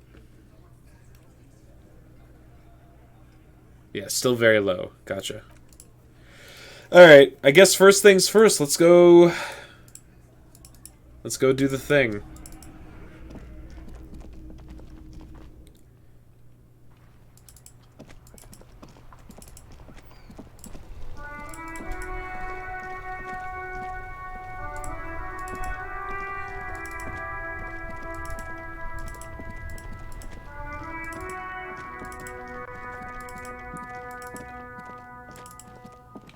Oh? Gentlemen? A rusting control panel. Pull the lever! Grab the handle and pull the lever up. As soon as the metal connects against the contact pins, you hear a loud clunk. Then the water lock starts moving. Hell yeah.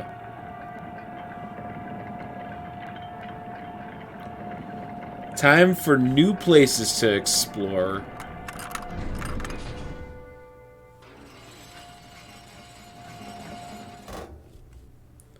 Okay, if we ever need to get to the coast, then this is the way. But please, contain your wanderlust for now. I don't want us to get sidetracked, not with everything that's going on. This is not... Focus on one thing. Achieve it, then the next, he thinks. That's the task chain. No. The task chain is accumulate all of the side quests at one time and then just start knocking them down. That's the real task chain. Kim. This is an RPG, Kim. The radio relays hum with electricity. Money!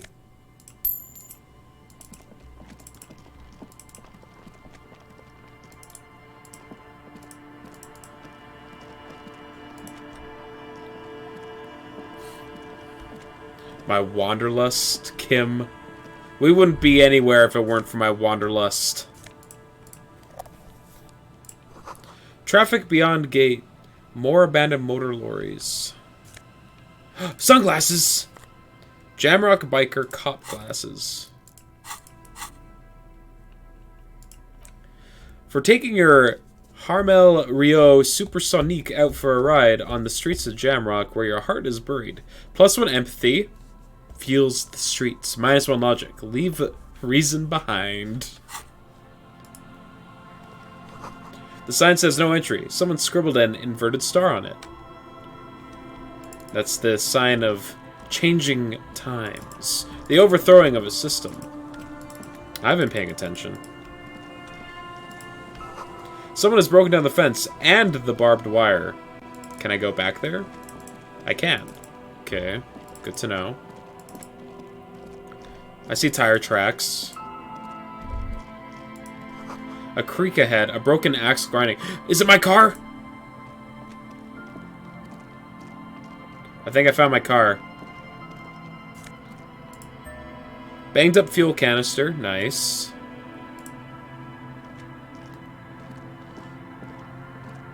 A banged up motor carriage lies half submerged in the icy water, slowly sinking into the Insulindian Ocean. Only the cabin top, rear wheels, and the engine remain. It must be cold and lonely down there in the icy water. The seawater has already started to corrode the metalwork. Remember the tire tracks in Martinez?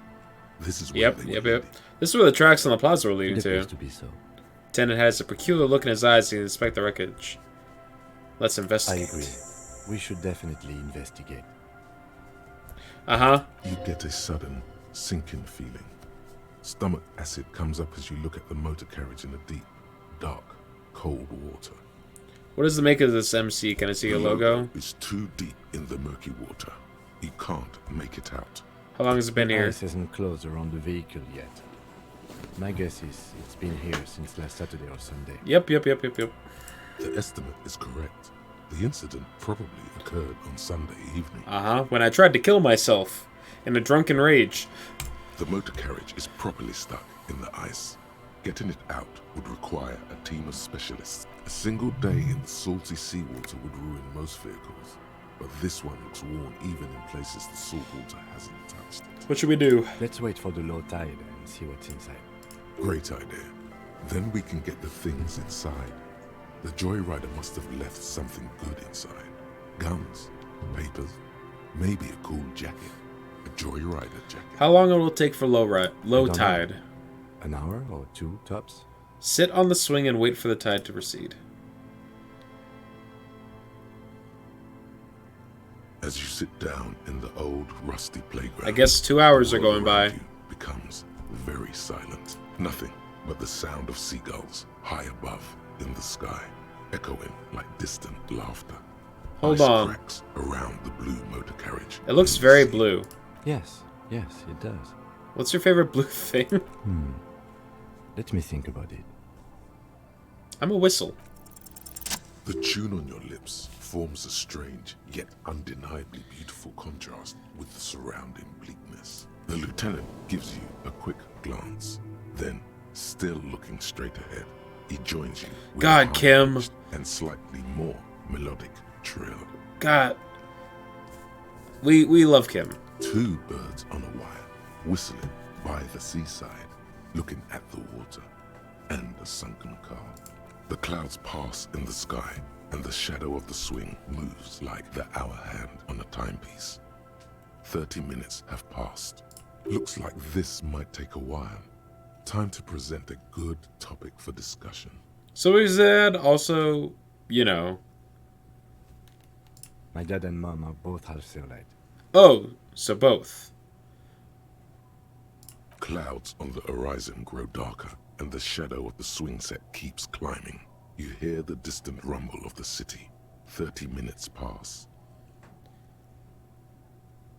If you had to side with either the strikers or the shipping company, who would you choose? Luckily, I am already a member of an independent organization.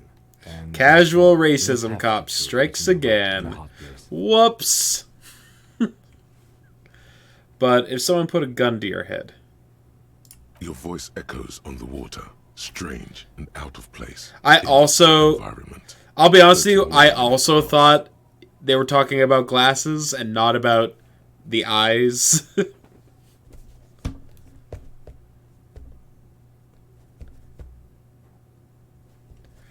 Can you make out the Marac now? Squint your eyes and say, is that a number on the side? Yes, 41. What do you think it stands for? Oh, I don't know. It's as if he knows what it stands for, but wants you to say it. It's pedagogical. Does he know something about the driver of this vehicle? 41 is the rank in the underground street racing hierarchy. Small fish, this one. 41, huh? The street racer is quite the ladies' man. This must be Tommy 41, the morning host of FM 41. Looks like the factory made a mistake and actually called this one Capri 41. Stupid factory. Yeah. I'm sorry, Harry. I'm so sorry. 41. Precinct 41. A massive pit opens up in your stomach, and the most terrible feeling comes over you. No. Just nope. Say no to this, Harry. It's mine. I drove my car into the I'm sea. afraid so, yes. It looks like you started in front of the whirling, jumped over the canal, and then drove your vehicle in the sea right here. Maybe I was in pursuit of someone? The badge, the gun, now this. Things were going so well. We were whistling, just merrily. You can still whistle. Besides, the night is always darkest before the dawn. How do we get it out? Detective, we don't. A rescue operation really isn't viable at this point. The badge, the gun, The this. lieutenant adjusts his... There is also a fourth thing you've lost. My memories? More precious than the gun, the badge, and the motor carriage combined. Lost forever into the deepest of seas. What? They're not gonna take me back after this, are they? People are more valuable than machines. Training a police officer is even more costly. Well, at least I can see where it's in there now. Yes. Let's go take a look. I was the traffic hooligan the whole time. Okay. I don't like the ominous way my voice was talking to me there about a fourth thing that I'm missing. Hey, my badge! And a jacket. Well, I got my badge back at least. Which will allow me to continue forward with Joyce, I guess.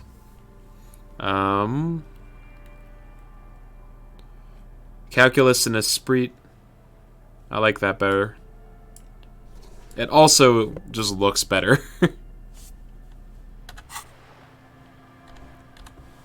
Alright. A bottle drained of all its booze is frozen to the ice. This is it. The scene of the party. The fire pit.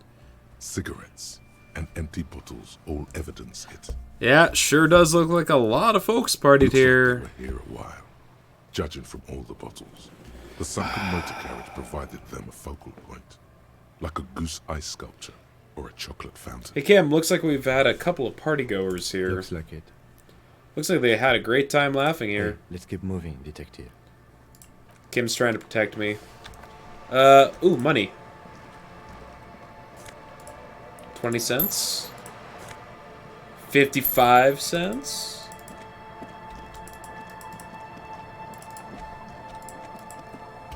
Okay, so I also got the canister. Let's see. A dented stainless steel canister from the transport and storing heavy fuel oil. A logo on its side has been partially stripped over years of use. The government issued red dye fuel oil inside looks like paint, though it smells much, much worse. I can sell it at the pawn shop for 11, but I know that I need the fuel in here in order to paint my wall. You're gone, Brungo. Good luck with exploring the new area. Thank you very much. Best of luck with your stream, friend. I will be back on tomorrow night for more of this, so you know where to find me. Oh, I can interact with this. Also, that badge does not look like me, so I wonder how old it is. Thick blue piece of acrylic covering a thin leaf of paper with the officer's name and rank on it. Next to the writing, you see a man stare back at you, a younger version of you, already disintegrating inside, but still presentable on the outside. I don't know why I A police badge froze on there. which you see the photo of a man. Some seaweed is stuck to the back. I found a At least badge! something good came out of all this. Study the badge. Encased between two durable plastic sheets is a bluish card with lines of information and a watermark in the shape of the street grid of Revachol West. You see a photo, a name, a rank, a document number, the date of issue, and in the lower right corner, your precinct. Look at photo. The man keeps winking at you with his green-gray eyes. But the badge is new. You Old used photo. an old photo for a new badge. How old? 8, maybe 10 years. The guy in the picture is rather good-looking. He's got a nice haircut and is distinctly lacking in massive sideburns. Strange. And he's winking? Why? What do you think? His face is already contorted by the expression, although it looks less grotesque on him than it did on you. Than it did. Ah, past tense. It looks like you had quite the charming face way back then. Your hair is brown and slightly curly. Your eyes seem more clear somehow. Probably from, less alcohol. The lack of alcohol swelling is a bonus, though there's a pinch of that in your cheeks already. Don't be fooled. The bad times have already begun. The badge in your hand shines as you rotate it, catching light. Okay. You see lines of information on it. So I've been a shining watermark. So I've been an alcoholic for at least 10 years is what I'm supposed to gather from this. So how long ago did the really bad thing happen to me? Name Harrier Dubois. Harrier? That's long for Harry. So you are Harry. Evrard was half right. Probably not a lot of people know your full name. Whoever told him you're Harry Dubois didn't. Wait, what kind of name is Harrier? It's a wartime name. Revolutionary. The kind mothers give their sons during troubled times. Like Undying or Boxer or Ironhide. A name like armor. But I don't want to be Harry Dubois. Harrier Dubois it is then. Pleased to make your acquaintance, Harrier Dubois. The badge in your hands shines as you rotate it, catching light. You see lines of information. Rank Lieutenant 2JFR. Lieutenant W. Freighter. What is a Lieutenant W. Freighter? A lieutenant is a rank above sergeant and below captain. It's the highest rank in the RCM that still does field work. I am a lieutenant. Hey, we're the same rank. A W filter? The title of Freighter is added to your rank when you decline a promotion to a higher rank. In your case, captain. You have declined twice, thus you're W Freighter. There are many reasons one would do this. The rank above you in your precinct's decomptage might be taken, or sometimes promoted officers do not want to replace their superiors, out of respect. And sometimes they just prefer the type of police work available to their current rank, in your case, lieutenant. What's a decomptage? Decomptage is the hierarchical system employed by the Revachol Citizens Militia. Silent It P. means counting down to twos. The countdown is modeled after the dual leadership system employed by the left during the revolution, which in turn was developed by last century experimental psychologists in the University of Königstein. Thank you, Encyclopedia. The lowest rank is junior officer, usually teenagers. Then there are the patrol officers. Teenagers? Sergeants, lieutenants, then a captain. That's basically it, except for a few kings.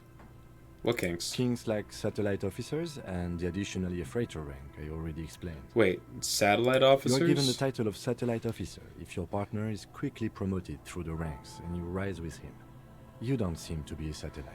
So you've been putting up with all my bullshit because I'm your superior? No, I've been putting up with you because despite an unconventional approach, you are doing good police work. Thank you, Kim. It matters more than driving your motor carriage into the sea. And now we've even found your badge. Kim is the most understanding man I've ever seen. Like, God. He trusts you for now. Try not to spoil it. I also love this man. I thought my rank was drunk. Yes, apparently you've had a rather successful career. I just want Kim to approve of me. Is that too much to ask? Thanks. That gives me hope. Good. Turn back the document. Such a small yet precious. Serial Rev 126205 Jam 41. 4 months Oh. ago, I'm guessing that's when you were promoted to the rank of Lieutenant W. Freighter. A new badge usually comes with a new rank. You seem to have been doing well. 4 months ago. You're pretty sure you weren't doing well, but better? A lot can happen in 4 months. That's just the serial number. Revachol, Jamrock, Precinct 41, with some numbers thrown in there for good measure. The winters are never easy on me. I'll keep that in mind. That's just the serial number, Revachol, Jamrock, Precinct 4, with some numbers thrown in there for good measure. The numbers are not there for good measure. They have an administrative purpose. Yeah, for good One measure. that's unfortunately been erased from your memory. Precinct 41? Yes, it's the designation of your precinct. 41.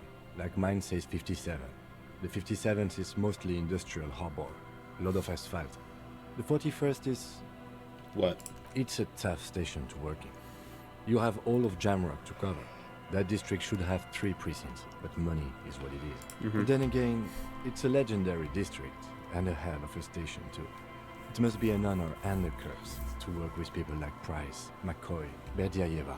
Okay. Roberts, Feuerbach, Dimitri. Suddenly, names from your decomptage flash. Hey, I'm remembering things. The badge in your hand shines. Put it away. Alright, I got my name back. Finally. Footprints of the Sow, they lead away from the accident. The underside of the boat has recently been teared. Oh, this is a... There's a lot over here, huh? Quick travel unlocked? Wait, what?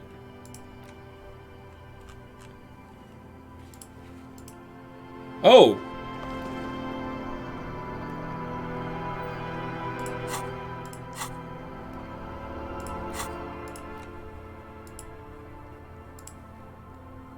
Does it take time to quick travel? Hold on. 10:14.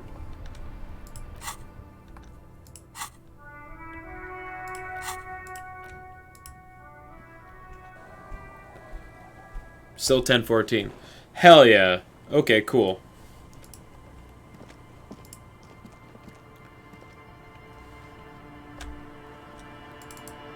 Oh, I teleported somewhere different. We got people. We got buckets. Give me that bottle. What are these doing in the fish? Oh! Cavalry boots. This boat is floating free in the water, unmoored.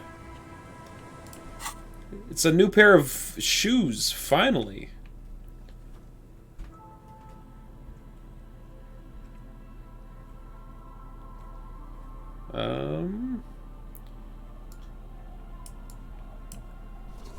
We're gonna put them on. I kinda nice seeing cops around.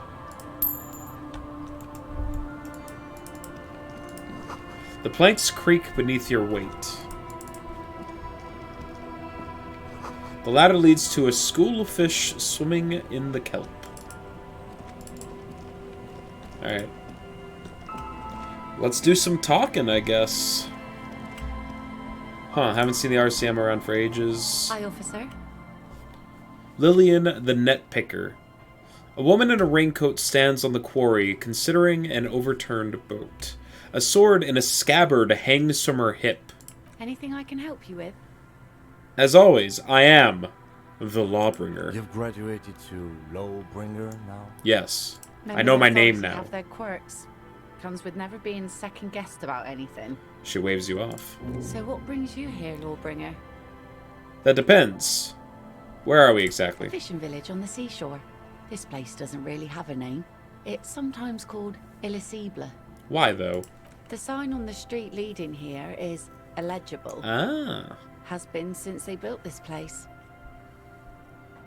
The wind rattles her earrings. I have questions. The first is, what's your name? The name is Lillian. People call me Net Picker. She gestures towards I the think fisher I had net. time for questions, and that was actually the second one. I like you, Lillian. Indeed. You're always confused as to your whereabouts. I'm looking for someone. Maybe you can help. Let's see. Who are you looking for? She tilts her head ever so slightly. I'm looking for a missing cryptozoologist. She frowns, thinking. I think I know what these are. People Care who to look. elaborate? They're people who look for imaginary animals. People who look for animals who are hard to find. People who look for animals mainstream science deny exists. I'm gonna go with hard to find. Aha, like snowmen. Snowmen? Haven't heard about those. Two old guys have been wandering around here, nose in sand, talking nonsense about snowmen and the like. Wait, the lake? Right. She Not only nods. snowmen, also green men, monkey men burning rhinos. You get the picture. Do I? Oh, you're getting it. And it is gorgeous. Thank you, conceptualization. Where did they go? Don't really know. Further down the peninsula, I guess. I mean, that's where they were heading. Who else are you looking for besides snowmen? No one else. Well, how can I assist you then, officer? Hold on. Is she... Yeah, no, I don't want her to sign this. What do you do around here? Like I said, fish mostly. Sail the waves, take care of the kids, pick nets. Right now, I'm tarring a little skiff. What else? I sell the fish to people in the Delta to serve at their fancy restaurants. Authentic Insular Indian cuisine. And you make a living off of that? Sometimes I also walk to the beach to see what the sea has given up. The sea is full of surprises. Alright. Keep it professional, man. Don't make it sound like you're hitting on. Interesting. What have you found? I never thought the sea brought in anything particularly interesting. Walking on the beach sounds quite romantic. Wood, pieces of glass. I'm not a charmer. Every once in a while we see dead bodies. Human, animal, fish, other odd sea creatures. A mine washed ashore once. Oh? Bottles, drugs also. Lost cargo in general. Most of the time it's just wood and glass. All right. Major choice moment. You only get to ask one thing. It would be weird to say them all. Choose wisely. Drugs? I need info on this. Major narc. A mine? The RCM could use a mine. Where is it? I need to know about those human bodies. Well, you're barking under the wrong tree then, officer. I have no interest in floaters. Seen enough of them in my life already. Very unattractive bunch. I'm looking for something else, Oh. actually. Never mind. Well, how can I assist you then, officer? Nice sword. Does it have a story? Unfortunately, the factory sold this one with a 3-year warranty instead of a story. It's to intimidate folks, mostly. It is imposing. Very true. It's a regular mass-produced sword, like a shovel or an axe. Nothing fancy, just for intimidation. Why do you need intimidation tactics? From time to time, people need a lesson in respect. That's just the way it is. Back in the day, I caught the eyes of many men. And believe me, men She added, need a lesson in manners tittering. from time to time. Can I have the sword? Can I borrow that sword? No, I'm afraid not. Damn. Tempting to confiscate the blade I used to keep these animals in check. You would put me in an early grave. Why don't more women arm themselves if it's so effective? What makes you think we haven't? She smiles. The truth is that almost everyone in this life is scared and tired and stupid and too dull for that. It's quite refreshing to meet level-headed people in this game every once in a while. That goes for men too.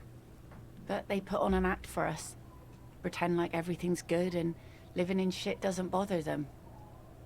Like anyone falls for that. I don't have the expression on my face now. I'm a proper man, believe me. Oh?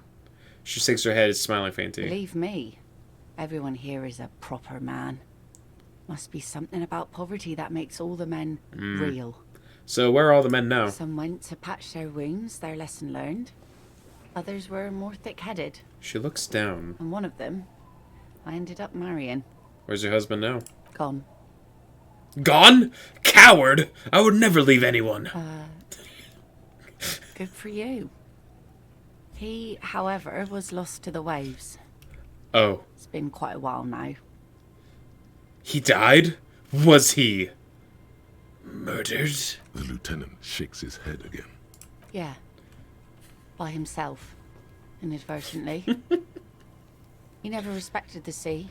Went out there drunk like a skunk, and sure enough, one day he didn't come back. Now, before you tell me how sorry you are for my loss, know that it was 4 years ago, and I've moved on.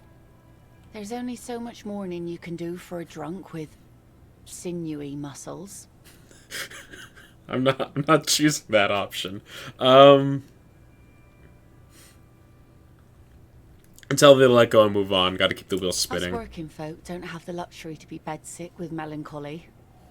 I buried him, mourned for an appropriate amount of time, and went on. Life didn't really change that much for me and the kids. She glanced at the village where 2 little kids are playing with what looks like rocks. This is neither a touchy nor a very interesting topic for her.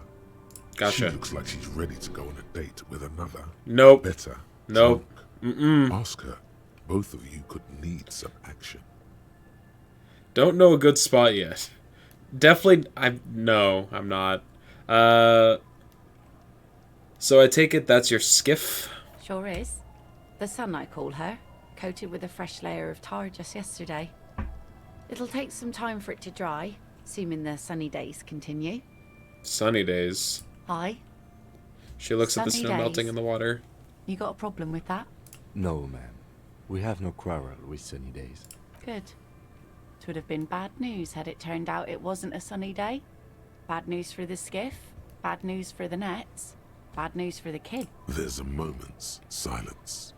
She looks at the slush-like rain thing melt on the yellow belly of the boat. When do you think the boat will be ready? Kim, when I say something... Oh, never mind. In time, when the sea turns Not and Kim. the winds settle, she will be ready. My prediction, it will be at least 2 days. See ya. Nice talk. Nice lady.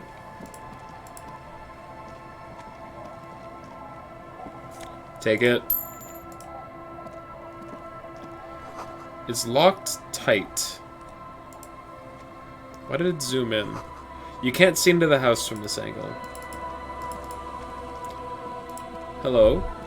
Oh. Inside you hear the cozy sound of some kind of heater purring.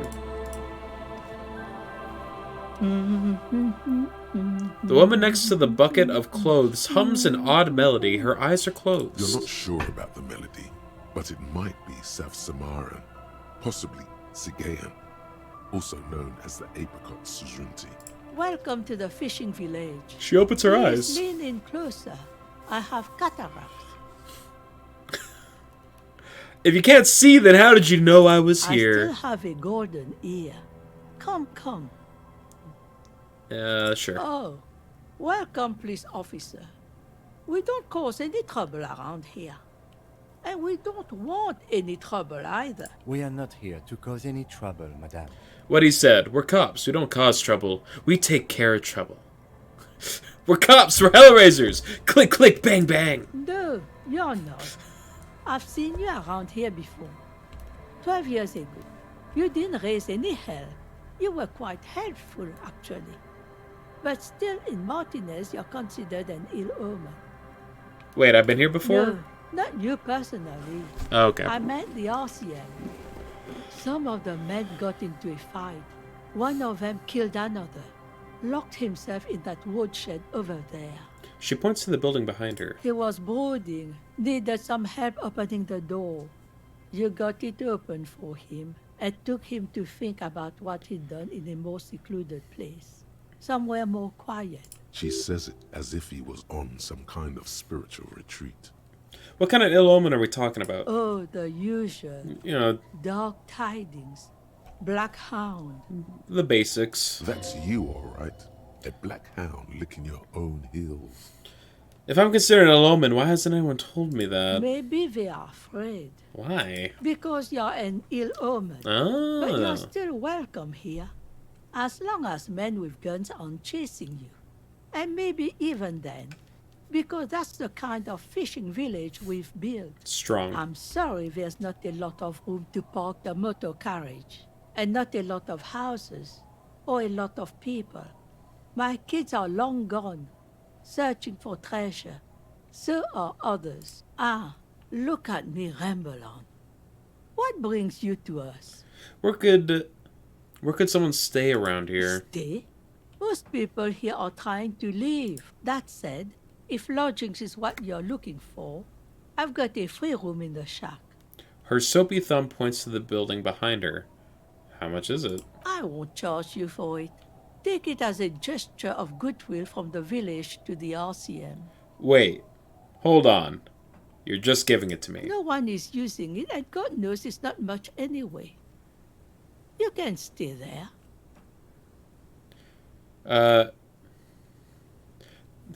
There's this guy, Gart, who makes me give him money every night just so I don't die out in the cold. That's exactly how they get ya. That's why we built our own cinder block houses on the seaside.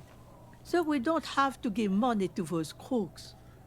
We might not look like much, but they are ours. Wait, why isn't anyone using it? My kids grew up and left like they do. The house is long empty now. I live in the small side attachment. It's easier and cheaper to keep warm. One more time. I can just have this room, and I can stop paying $20 a night. Aye. She nods The and looks room at the is pretty shack. bare bones, but it's got a bed and roof over it. That's more than some folks. When Varson communist revolutionary Ignas Nielsen was in hiding, he stayed in a hut on the Boreal Plateau. It would help me stay in touch with the proletariat. This could be the first chapter of my Rags to Riches memoir. Surely not the first one. She looks you So over. are you interested or not? Yes. Don't make an old woman regret opening her house to the police. Well, if you are not in the hostel in the morning, I'll know where to find you. Here, in a shack. Okay. Sick. What is this fishing village? Just us. It's barely a village anymore.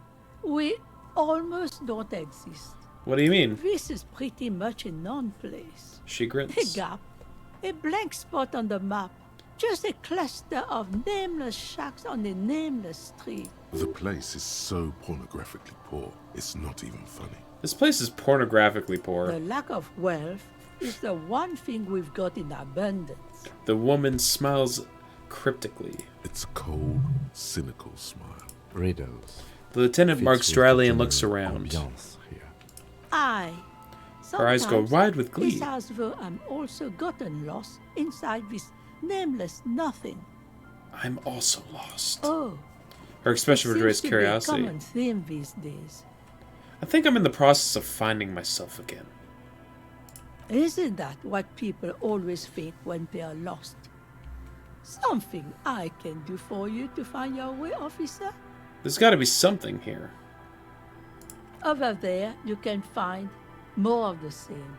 Shacks and trees growing wild. That's the pox. What's that? An old military hospital and its surroundings. Or it used to be, during the time of the suzerain. Okay. After the war, it was turned into a goodwill hospital for shell-shock veterans and folks looking for some quiet in the old sanatorium garden. Now the area is crisscrossed with nameless streets and makeshift cinder block houses. Shacks as far as the eye can see. What happened to the hospital? The goodwill ran out. The staff left and the place was shut down. It's long gone by now. Who else lives in the village? Well, there's Lillian and her kids. Yes. A few new folks live in the house to the east, but they are away right now. And then there's the drunks. She sighs. Not a pretty sight, but there's little we can do about it. Home is home, even for them. I have met Lillian already. Lillian is tough. She nods. Tougher than the men here, at least. If it wasn't for her and the kids, this place wouldn't have a spark of life. Haven't run into any drunks yet. Sooner or later, you'll see for yourself. She slowly shakes her head. Long to find these guys. Is there any way to make a little money around here? Here? For you? She lets out a No, dry it's- chortle. The only money we have here is some coins the drunks tried hiding from their women and then forgot about. Under carts, boats, in little boxes. It's not true. hard to find. It's true. Alright, there's another topic I'd like to address. Rinsing another piece What's of further down the coast? Not much. There's the abandoned church, the DeLorean Church of Humanity. It's been there since before my time, even. That's on the map. Why is it abandoned? Some things just don't fly, officer. She smiles a gap-toothed smile and smells Go the to air. church here. They built it 300 years ago. Must have been nicer then. So, they don't hold services there anymore? The Ecclesiastes? The what? No, we've tried, but things just keep happening. Crime, accidents, other things. The place never stays open. She frowns. It's a pity. It used to be such a nice church. Anything else down there? Before you get to the church, there's some ruins. An apartment complex, or some kind of electrical plant. Run-down bunch of houses. Which is it? I don't know exactly. A pre-war place. It used to be something. Before the shrugs. war. I wasn't here then, you know. Was born in Samara. Anything else to note? Of note, the old fish market up on the boardwalk. But it's closed. Who'd want to come to a fish market here? No one. That's why it's closed. It was once a bustling place, back when I was young, and so was everyone else. Now, what catch we do bring in goes straight into a lorry for the Delta or somewhere else. That's it? There's got to be more along the coast. What? You're one of those real estate people with big plans? No, but I represent If you want one. a development opportunity, you can check out the abandoned building over at Land's End. Used to be a supply depot, we think, sending goods and ammo across the bay. It's jammed shut though. We tried to get in, see if there was anything to sell or scavenge, but it's impossible. Mm-hmm. And now you know everything there is to know about this coast. She drops a bar of soap into the bucket with a splash. Tell me about you! Who are you? No one. Just an old washerwoman. Mother called me Isabel, if that's what you're asking. And my married name is Sadie. Does that update? Now it's your turn, Mr. Lieutenant Double, yell for Harrier Dubois. Quite a handle you got there. So many titles. One of them, double. I was asked to get your signature. Goodbye, I'm off. Alright, I need to find 2 other people to sign this thing. I see 2 children. The perfect scapegoats. The scruffy-haired little boy kicks a stone. He can't be more than 5 years old. The other one looks indistinguishable from him. He watches his brother kick the stone with his tongue lolling out of his mouth. One faces to the left, the other faces to the right. You must be the Lionel twins. This one doesn't say anything, kicking the concrete with his worn-out sneaker. Lily's our mum. Explains the other one, tongue still lolling out of his mouth.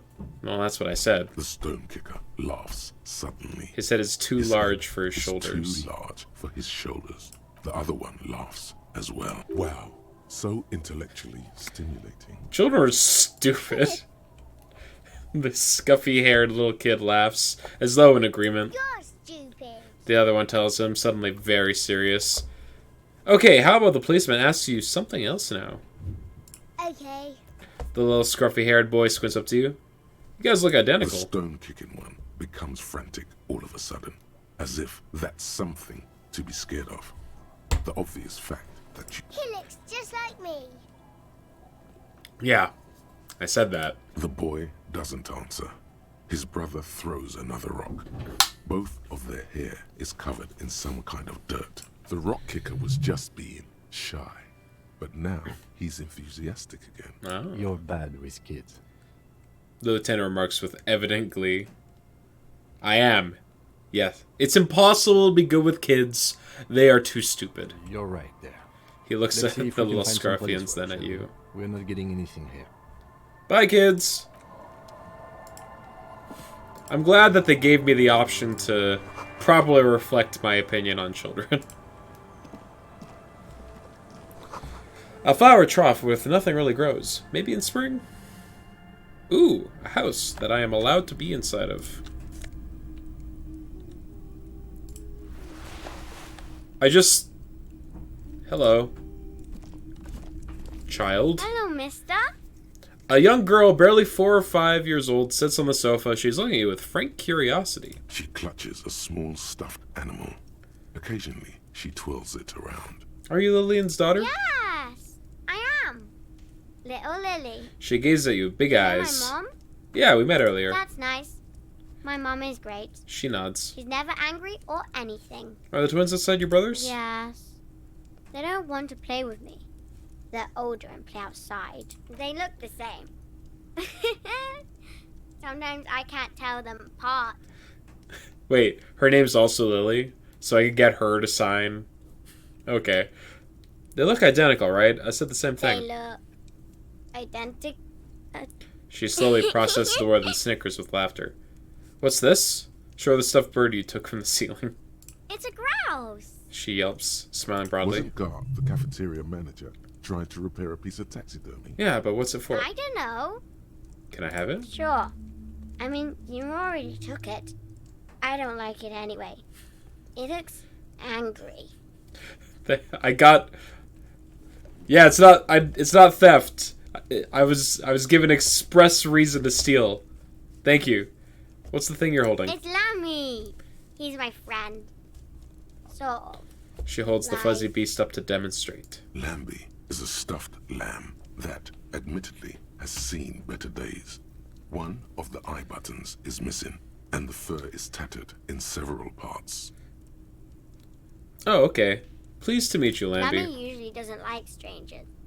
But you're also fuzzy, like Lammy. Goodbye. Bye. The girl's large, curious eyes remain fixed on you. Industrial coal pellets burn with an orange glow. Okay, hold on. The dead body of a grouse stuffed with some unknown material. From a distance, it might just pass off as the real thing. The bird itself looks extremely ruffled and slightly grumpy.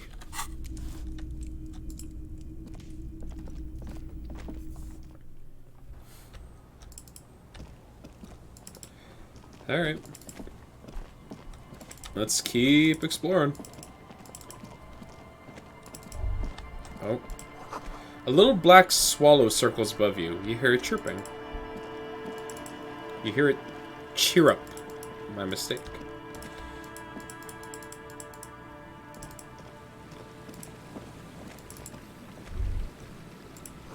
The water runs from the west. The source is upstream. A broken pipe?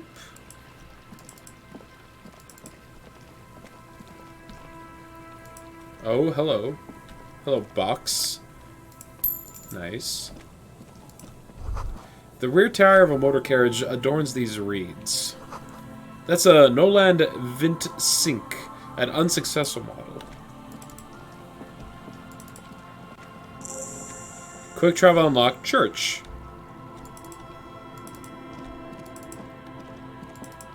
I love unlocking quick travel, let me tell you. A dead phone, a smashed receiver, like someone hung up too far. Too hard. Someone must have worked hard to smash the plastic dome. A metal payphone under a yellow plastic dome. You could use it to call someone, unless... Pick up the headset. You hear the tone. The machine is inoperable. Dial random number. Calling. Still calling. This feels wrong. Should you be doing this? End of tone. Someone picks up. Pierre, is that you, Pierre? The voice is female and sounds about 100 years old. No, this is not Pierre. Who is Pierre? He's my sister's grandson. He used to visit me as a lad. Fine young man. I feel awful. But who are you then? A salesman of some sort? Modern goods are rubbish, and I can't afford them anyhow. It's a shame what you did to our country. Okay, I feel less bad. The woman moans and the phone line howls in unison with her. I'm not a salesman, I was just calling a random... I'm not a salesman, I was just calling a random number, and you somehow ran with it. It's because we are bred to be leaders. can hear the common or mixed background from your voice. Alright. Now I can... I just so wanted it to be pure. Have a... Disconnect tone. Yeah, let's not do that. Having learned slightly more about the random lady on the end of that line, I wish I had been a little less kind. Take 'em. Buzz, hum. The electricity flows through the wire with audible power. Someone has left an unidentifiable article of clothing on this railing. It smells really bad. Take a closer It's look. streaked with dried seagull shit and tangled with pieces of seaweed. A dangling arm suggests that there might be a jacket beneath the crust of filth. Continue. It seems likely that it was left in the surf until someone laid it out on this fence to dry out. Unfortunately, that just seems to have stiffened it into a shapeless mass. Please tell me you're not taking that with you. It might be a clue. A clue? You think our suspect is a seagull who's been defecating on unsuspecting jacket? It could have been multiple seagulls. A poet could write 12 verses and still not begin to capture the profound vexation in that song. You should still take it.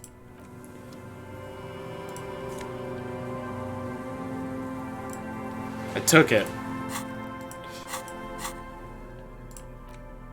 I can interact with it. This filthy rag has been at the mercy of the elements for quite some time. It's streaked with seagull shit and abnormally stiff for God knows what natural process. You can't even tell what brand it is. Interact. As you hold it in your hands, it makes an uncomfortable crunching sound. Man, how did this jacket get so disgusting? It's a sordid, filthy tale, not for the weak. Are you sure you can stomach it? Oh, bring it on. Some secrets are better left uncovered. Don't even try. Seriously. Think about it. It occurs to you that you're not even holding the jacket itself, but rather the thick crust of jetsam and seagull shit that ensconces it. It smells like a dead sea creature, tangled in grey strands of seaweed. It must have spent quite some time in the water before the tide deposited it ashore. Okay, but what's the crust made of? Somehow, it was carried or dragged to the boardwalk.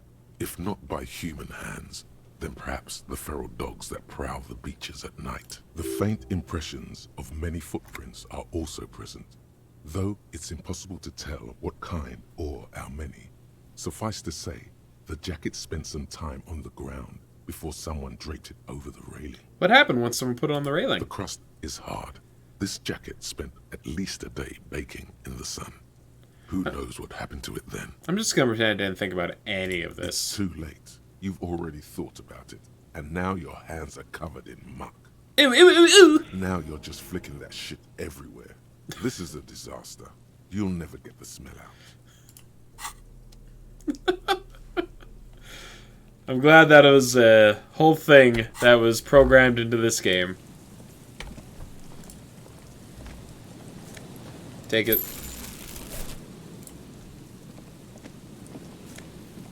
Take postcard. Oh, I still have the pliers in my hand. Hell yeah. A makeshift rope. Vagrants have tried to make the boardwalk habitable. The tarp will keep out neither rain, nor snow, nor wind.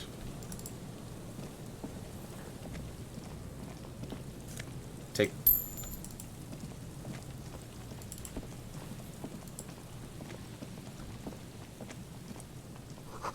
A coin-operated weighing machine has been used for decades. Vagrants have recently painted the tarp red. Water drips from it. Glasses. +2 encyclopedia, -1 perception. Mega Binos prescription lenses.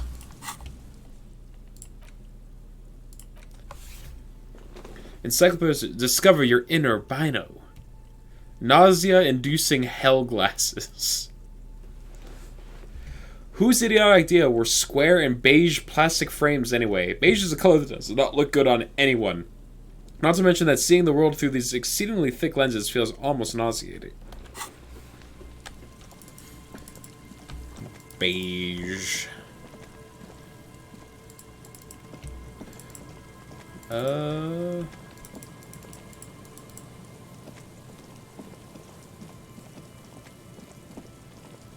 Alright.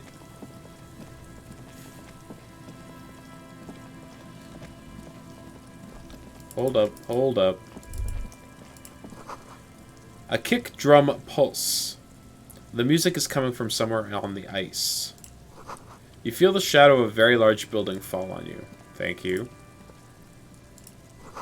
The sign reads St. Brune 1147. Heavy wooden doors, more than twice your height, stand shut in front of you. The rectangular sea-worn ornamentation appears in stark contrast to the padlock, carelessly drilled into the wood. Rattle the doors to see if they open. Nothing happens, only the sound of the padlock. I don't think that's going to work. Inspect the carpentry. The carving on the door is block-like. Does it match the drapes? Like the church itself. 2 large beams shoot downwards, sinking into the wood before they reach the threshold. Run your hand over the beam. The surface is smooth from the wind, but moist to the touch. Take a closer look at the padlock. This cheap-looking padlock is sturdily built. It shackles together a hasp and a staple screwed into the wooden door. The lock is adorned with a yellow sticker. It'll be easier to break the staple than the lock. Also, that sticker is interesting. Somehow. Well, let me look at it. You see a yellow circle with 2 X's and a big curve below them that looks like a mouth. Alright. You're pretty sure you haven't seen it before, but what the symbol depicts is clear enough. A smiling dead guy. The curve makes it smile, and the X's make it dead.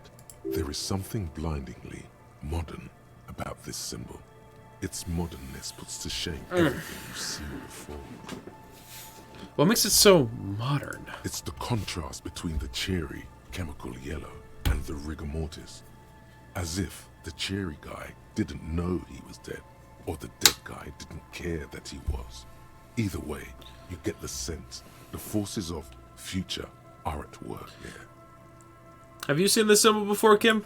He takes off his glasses and uses a blue handkerchief to thoroughly wipe them clean before inspecting the sticker. Then he looks up, pauses, and replies. No. What does it look like to you? Looks like a dead man smiling. Suggests junior delinquency. What is suggestive of junior delinquency here? I haven't seen that sticker before, and I'm not a youth.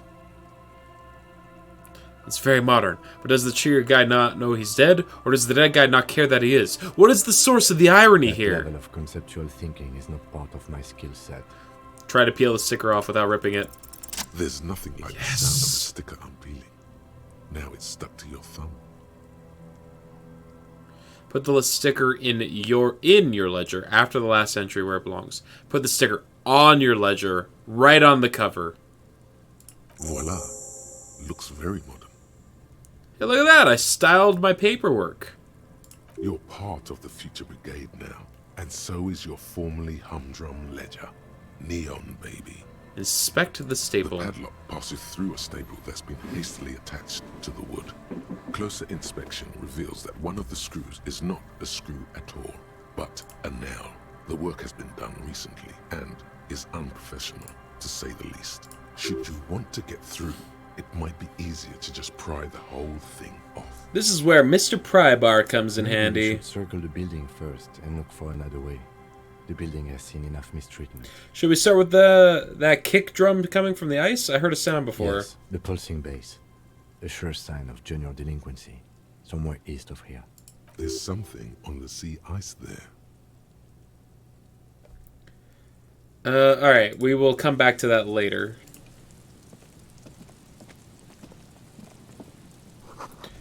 Dusty pews in the shadows. Many seem to be missing. Money.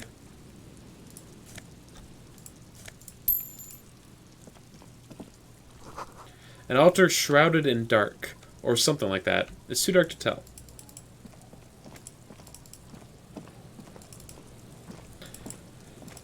Alright, I think I'm going to investigate these sounds, and then that's probably where I'm going to call the stream today. It'll be a slightly shorter one.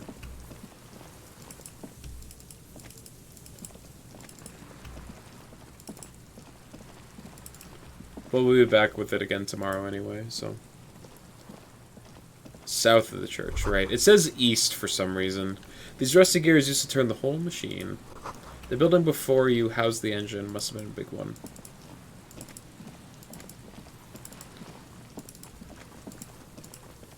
Yeah, they use cardinal directions in this game.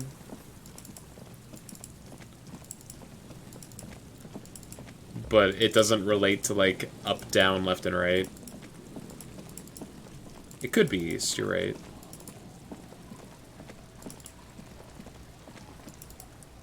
Oh.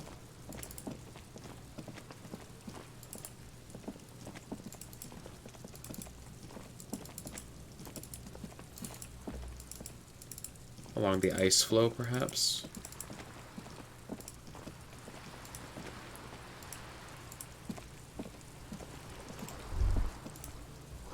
This must have taken a lot of patience to do this. Yes. Hello? A shaggy-looking girl in her late teens or early 20s kneels on the ice with an electronic contraption in her hand. Hearing you approach, she looks up. Oh. Hello there. Hello. It's cold out here, but she's not wearing a hat. She must be freezing. I mean, Kim's not wearing a hat. Everyone knows drugs make you invulnerable to cold. You bet this one likes to party. Dear child, it's freezing. Where's your hat? Huh? Distracted. I said you should have a hat Why on. should you? I should. And I do. Oh. I didn't notice that. It's nice. You should wear one too. Are you planning on staying outside in this weather? Yeah, well... Look, man. Fuck the hat. Is that kind of language really necessary? I'm sorry I said fuck the hat. I was concentrating on something else. My whole family swears and it rubbed off on me. There's a pained expression on her face. She'll answer your question now. What's your name? Estelle. Her hair is dyed blonde, with dark roots showing. There's a coarseness to her features, some masculinity below that timidness. Estelle who? I'm not a young suitor. This is official police business. Okay, it's Burger. A very common name. What's the device you have there? It's a portable recording device. It's for field recording. Low quality, but still. And the wires? Actually, just one wire. I picked on it till the braiding came loose. The wire leads to a contact microphone. What's a contact? Got it. Okay. Okay. What are you doing out here in the cold? Recording, I guess. And what is you recording? I think I'm recording cracks in the ice. But there's no way to tell. Not without headphones. I think I just recorded your footsteps too. Not sure how that will sound. She scratches her forehead. Wait, what happened to your headphones? My boyfriend sold them. For what? I don't know, man. Things. Just stuff you need for life. A lie. They were probably pawned off for something suspicious. Suspicious. And what are these recordings for? The cracks? The footsteps? The musicians in the Palaceum used them for making music. They loop the stuff, cutting the tapes together. They make music out of cracks in the ice and keys jangling. Crazy sounds like that. It's hard to explain. Anyway, I thought I'd make some too. It's supposed to be, like, a music place anyway. She rubs her shoulders and looks around. I don't really know what I'm doing. They use synthesizers too. I don't have a synthesizer. Take this, you're cold. The lieutenant begins to take off his jacket. No, man, fuck that, I'm cool. I'm sorry I said that. I'm sorry about the fuck. It's okay. The lieutenant backs up. He throws you a glance. Now this is where a hat would come in handy. No, I can't give her my fedora. I simply cannot. Yeah, maybe you were right about the hat. You said it's supposed to be a music place. What is it? That? The boys think it could be a place, like the Palaceum or something. Stupid. It's really not going to be a Palaceum, that's for sure. The boys? Yeah. Andre and the guys, they're inside, in the tent. And why is that? Why are you freezing out here while the boys are inside? They got too much stuff crammed in there. No room. Like what? Music stuff, mostly. Like this tape recorder, but bigger. You mean like and those... there's piles of it. You mean like those headphones your boyfriend sold? Yep. They were pretty. I'm sorry we sold those. Why not just leave some of it outside so you don't have to freeze? That stuff is more expensive than I am. More expensive than any of us, really. Doesn't matter. I can take the cold. It's probably amphetamine. It makes you feel impervious to the elements, but doesn't actually make you any less cold. Got it. She looks back at her tape recorder. I'll give you my hat. You can have my hat. I feel so naked without my hat. I had some other questions.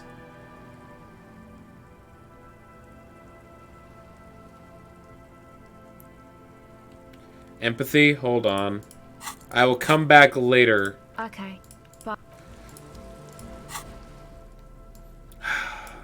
My sick hat. Gone. Now all I got is this orange bum hat. I look like an idiot. Why wasn't I wearing this first? Okay.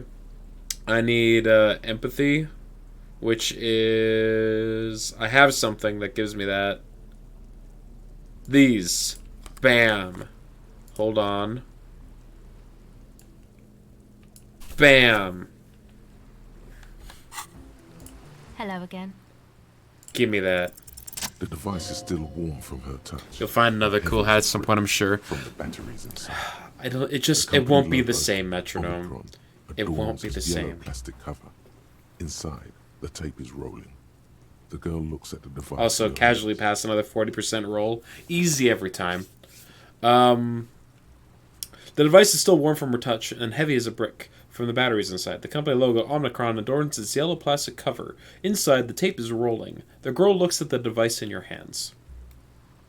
I'm sorry you had to sit here on the ice feeling miserable, at your age, or at any age, in this weather, waiting for it to get dark. She looks you in the eye, her pupils wide, surrounded by a ridiculous amount of makeup. The people who built this world intended it to be better for you, but they failed. It's easier to live in this... in their failure with this by your side.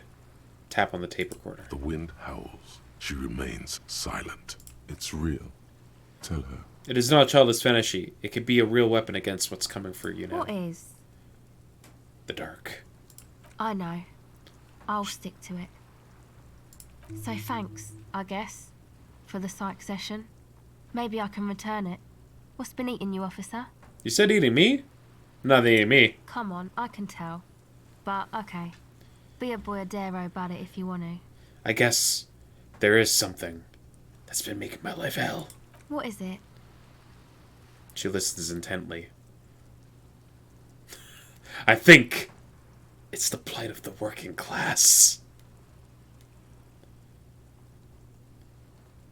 No. No. Oh. Really? The golem of capital runs rampant, smashing creator and slave alike. I fear the process is irreversible. Wow. Social justice really matters that much to you. That's commendable. It really had you shaken up there. Are you sure that's it, though? I haven't seen much of this world, but from what I've seen, social justice is an adolescent term. It sounds almost liberal. What's got me shaken up is the people's struggle, and it's got me shaken up bad. Yeah, man. They're pretty bad. Without much conviction. It makes me sick, thinking about the thousands, millions, billions. How many people are there, actually? How many people are there in the world? 3.6 billion, not counting those in sale. Really? That many? Reduced me to tears thinking about the 3.6 billion and God knows how many more in this solio place, crushed under the tyranny of the market. Yeah, that's pretty bad. She nods. Are you sure you're not just hung up on some chick, though? Now you mention it, I found these letters I throw in the trash. They might have something to do with it. Okay. Why'd you think that? First, they had just the faintest set of chewing gum in them. I could still smell it under the... shit. They were written in a woman's hand, and oh boy, did reading them make me not feel good. There you have it then. Chick trouble. Not political after all. Who was she? I don't remember. Really? You seem to be pretty upset about this chica. Are you sure you don't remember anything about her? I remember her scent. That's all. Wow, man. That's some pretty strange shit. She rubs her sides for warmth. Are you sure the letters were for you? Yeah, I'm sure. Why else would I have reacted so strongly? Come to think of it, the whore could have written them to her lover. No. How come you don't remember, though? Is it like some selective memory thing? Wait, what do you mean by selective memory? I think it's more about me getting so unbelievably drunk I completely erase all the memory of this world. Yeah, or it might be that. This one time I did so much booze that I forgot too. She did so much booze. It's obvious she's done more than booze. Thank you, Logic. Or it might just be some psych bullshit, you know? Königstein wank. What is this Kugenstein wank? You know, the psych thing they've got going on there. Rich people like it. People in Königstein are mostly rich. You know, I'm not sure this made things any better. Yeah, I'm sorry. Might be for the best to keep that shit forgotten, actually. Just my opinion. If it itches, don't scrap. Yes, but it itches really, really bad. Tell me more about this music place you've been planning in the church. It's supposed to become like a club for anodic dance music, like that new style of synthesizer stuff they play at the Palaceum. Except that, yeah. She looks up at the old wooden church up on the poles. As a mean wind comes blowing in, the 6-story structure lets out a doleful shriek.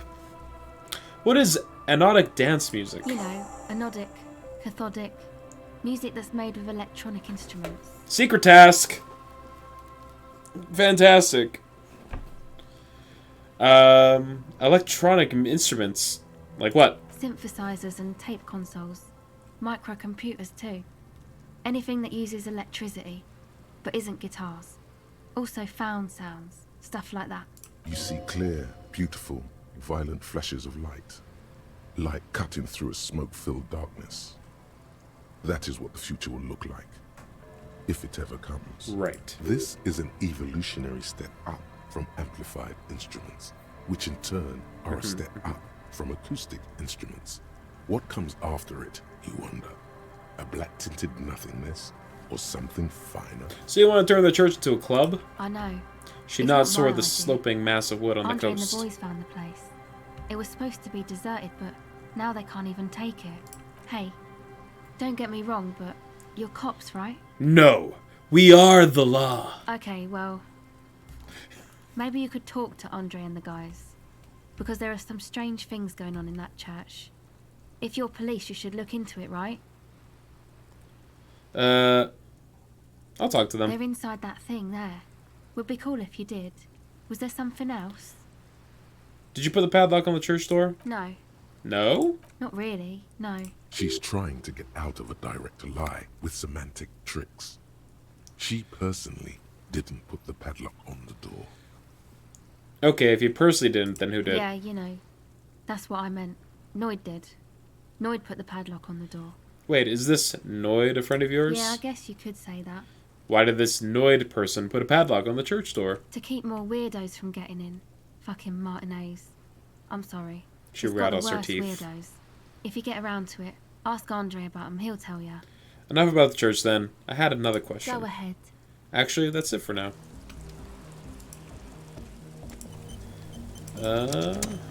Alright.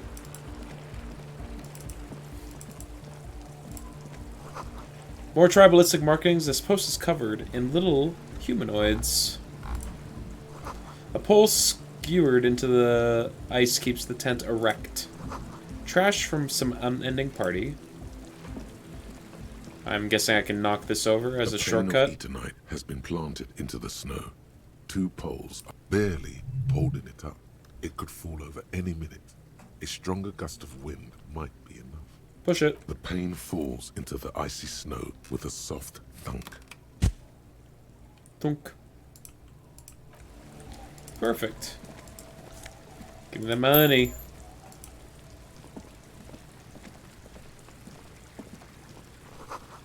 Full of holes. Could the post hide treasure? Look inside. Oh god. All these poles have now become explorable. Alcohol? No.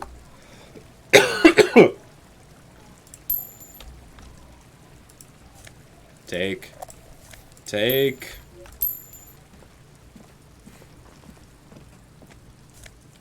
My god, I'm loaded. I'm so wealthy. And I don't have to pay for lodging anymore.